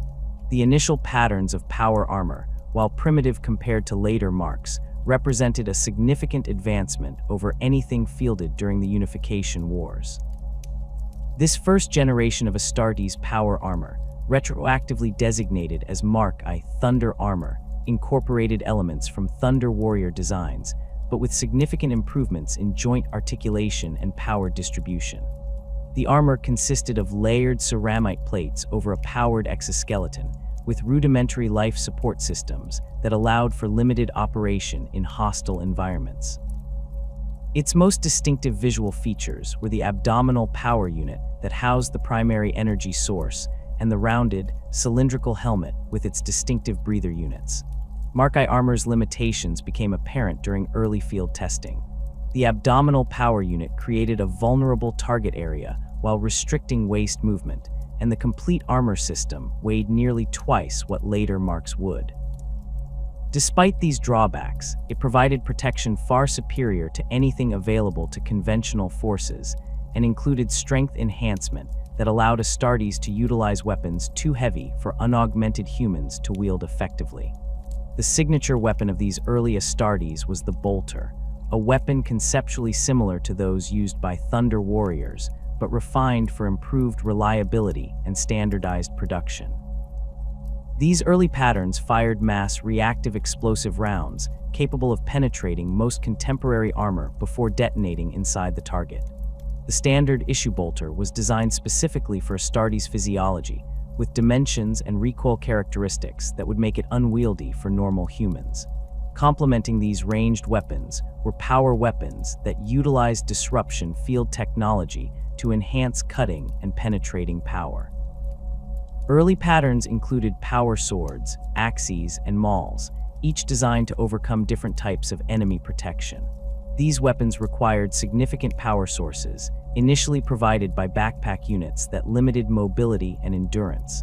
Later refinements would integrate power systems directly into the weapons themselves, but these early models required careful management of energy consumption during extended operations.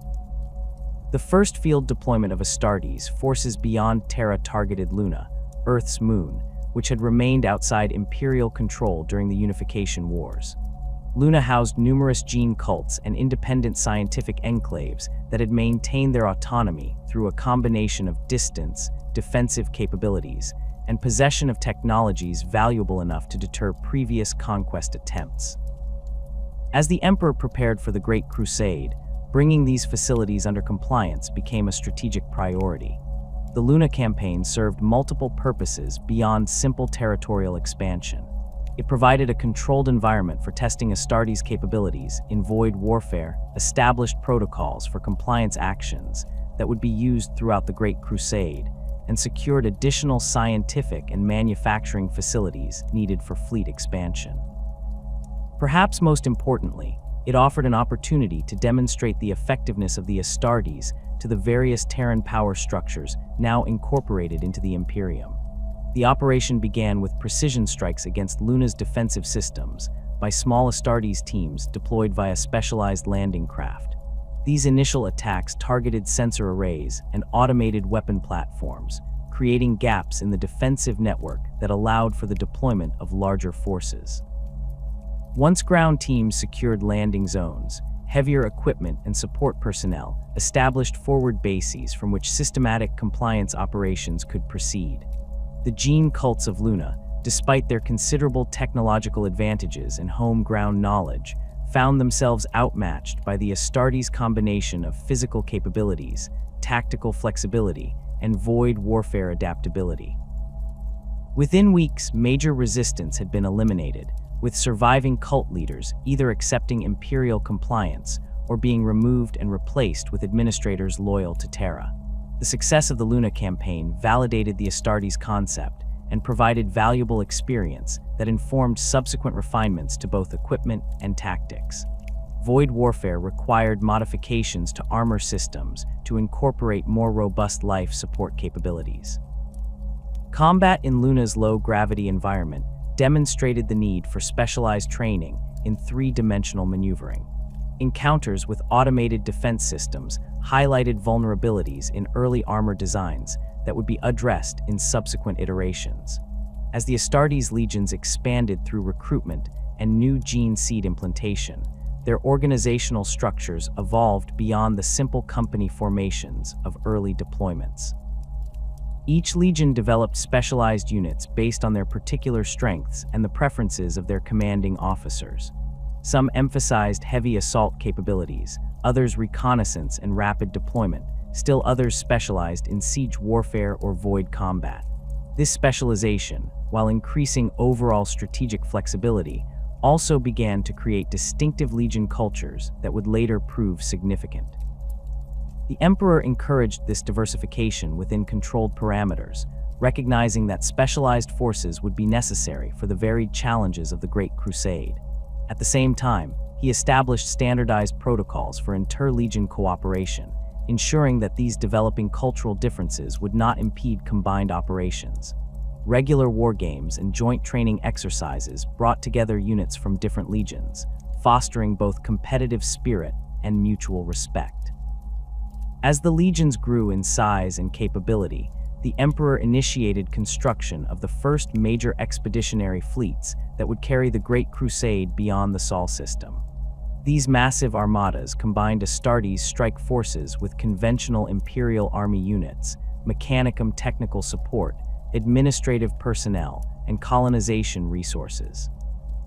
Each fleet was designed as a self-sufficient operation capable of extended deployment without resupply from Terra, carrying everything needed to both conquer and integrate human worlds into the expanding Imperium. The vessels comprising these fleets represented the pinnacle of recovered human technology, with many designs based on STC patterns preserved by the mechanicum of Mars. The flagship of each major fleet typically featured a massive battle barge capable of deploying entire Astartes companies directly to planetary surfaces via drop pods and assault boats. Supporting vessels included troop transports for Imperial Army forces, specialized mechanicum craft housing technical expertise and manufacturing capabilities, and logistics ships carrying supplies and equipment for extended operations. As these fleets neared completion, the Emperor made his final preparations for departure from Terra. Administrative systems were established under Malcador's oversight to maintain imperial function during the Emperor's absence. Defense protocols ensured Terra would remain secure with reduced Astartes presence. Mechanicum Forge complexes on both Terra and Mars accelerated production of weapons, armor, and equipment needed for the expanding Crusade forces. In a ceremony marking the official launch of the Great Crusade, the Emperor addressed representatives from all segments of his new Imperium. He spoke of humanity's destiny among the stars, the imperative to reunite scattered human worlds, and the dangers that threatened human survival in a hostile galaxy. This address, preserved in fragmentary records, emphasized not conquest for its own sake, but the necessity of human unification against external threats too great for fragmented worlds to withstand alone. As the first expeditionary fleets departed the Sol system, they carried with them the Emperor's vision of a united human galaxy. The scattered Primarchs, though lost, remained a driving force behind this monumental undertaking.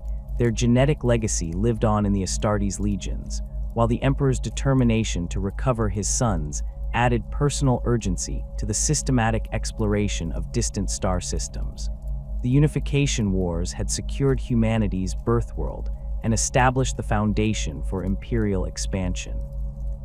The Thunder Warriors, having served their purpose, gave way to the more versatile and stable Astartes legions. Terra, once divided among warring techno-barbarian states, now stood united as the capital of humanity's resurgent interstellar civilization. As the Great Crusade began in earnest, the Emperor's gaze turned outward to the countless human worlds lost during Old Night, his determination to rebuild humanity's stellar dominion, matched only by his resolve to recover the scattered Primarchs, who would be instrumental in securing mankind's future among the stars.